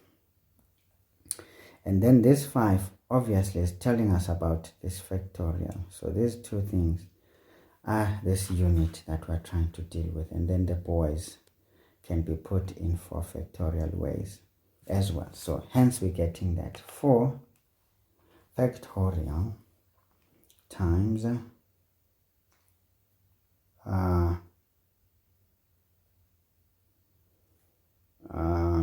because the boys are not fixed, so I'm not going to worry about other things. Yeah, 3 factorial times 5, so I'm getting 720 ways. So by 4, that is it. So again, it's either you get it right or you get it wrong. These ones are the silliest. The fundamental counting principle poses a problem for me more than the actual probability section. I don't know why it always does things to me. Okay, let's do this one. The next photo, in the next photo, determine the probability that Selwyn, okay, this is a boy, and Lindywe, that is a G, will not stand next to each other. Okay, this one is one of those naughty questions. So let's do this last one, 10.3.2. Again, we either get it right or we get it all wrong. So what I'm going to do, to say they must not stand next to each other is a bit of a headache, don't you think? I think so. So the best approach is to say, what if we say they must stand next to each other? Because the probability of them not standing next to each other is going to be the complement of them standing next to each other. So we know that Selwyn, for example, is a particular boy, right? And then we say Lindy was here. So we just want to deal with the probability of them standing next to each other. Okay? So what do we have here? So we're going to have these ones, and then there are 7 in total. So we're going to say 1, 2, 3, 4, 5, 6, 7. Okay? But we're saying these two, we want them next to each other. Okay? So let's say this is Selwyn, there's 1. Then there's Lindywe. There's only one Lindywe. There's only one Selwyn. But these two can interchange, so they can be put in 2 factorial ways. Okay? Or 2 ways, if you say. Because you can either put Lindywe first or Selwyn second. I mean Lindywe first and Selwyn second, or Selwyn first and Lindywe second. So that's why they can be 2 factorial. Okay. And then what happens for the rest? Then we have taken 2 out of 7. So this one is going to be 5, 4, 3, 2, 1. But these ones are not fixed. So this bunch here can be put here first, can be put there, can be put there, can be put there, can be put there, can be put there. Okay? So this is what you need to do. You can say just the probability of Selwyn and Lindywe next to each other is going to be equal to, now this is going to be the situation. Remember, this is 1 times 1 times 2. It's basically just going to be 2 times 5 factorial, right? Now, times how many positions can we put? This one is 1, 2, 3, 4, 5, 6. So we multiply this by 6. All of that, we're going to divide by the total. Now, the total is the random one, which is 7 factorial, because they just said this one needs to stand next to each other. So the answer above does not really help you. So be careful of that one. So let's see what is that story there. So we've got here 2 times 5 factorial times 6 over 7 factorial. So I'm getting a 2 over 7. So that sounds reasonable to me. Then we can say therefore the probability of Selwyn and Lindywe not next to each other is going to be the complement of this minus p next to each other. Okay, I'm sorry for the gibberish there, it's just happening now, I'm tired. So this is 7 over 2, which we can say now, okay, 1 minus 7a, 2 over 7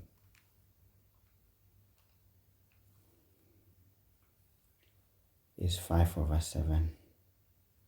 So you can do this as a what you call fraction. I prefer that here. Or you can round it off.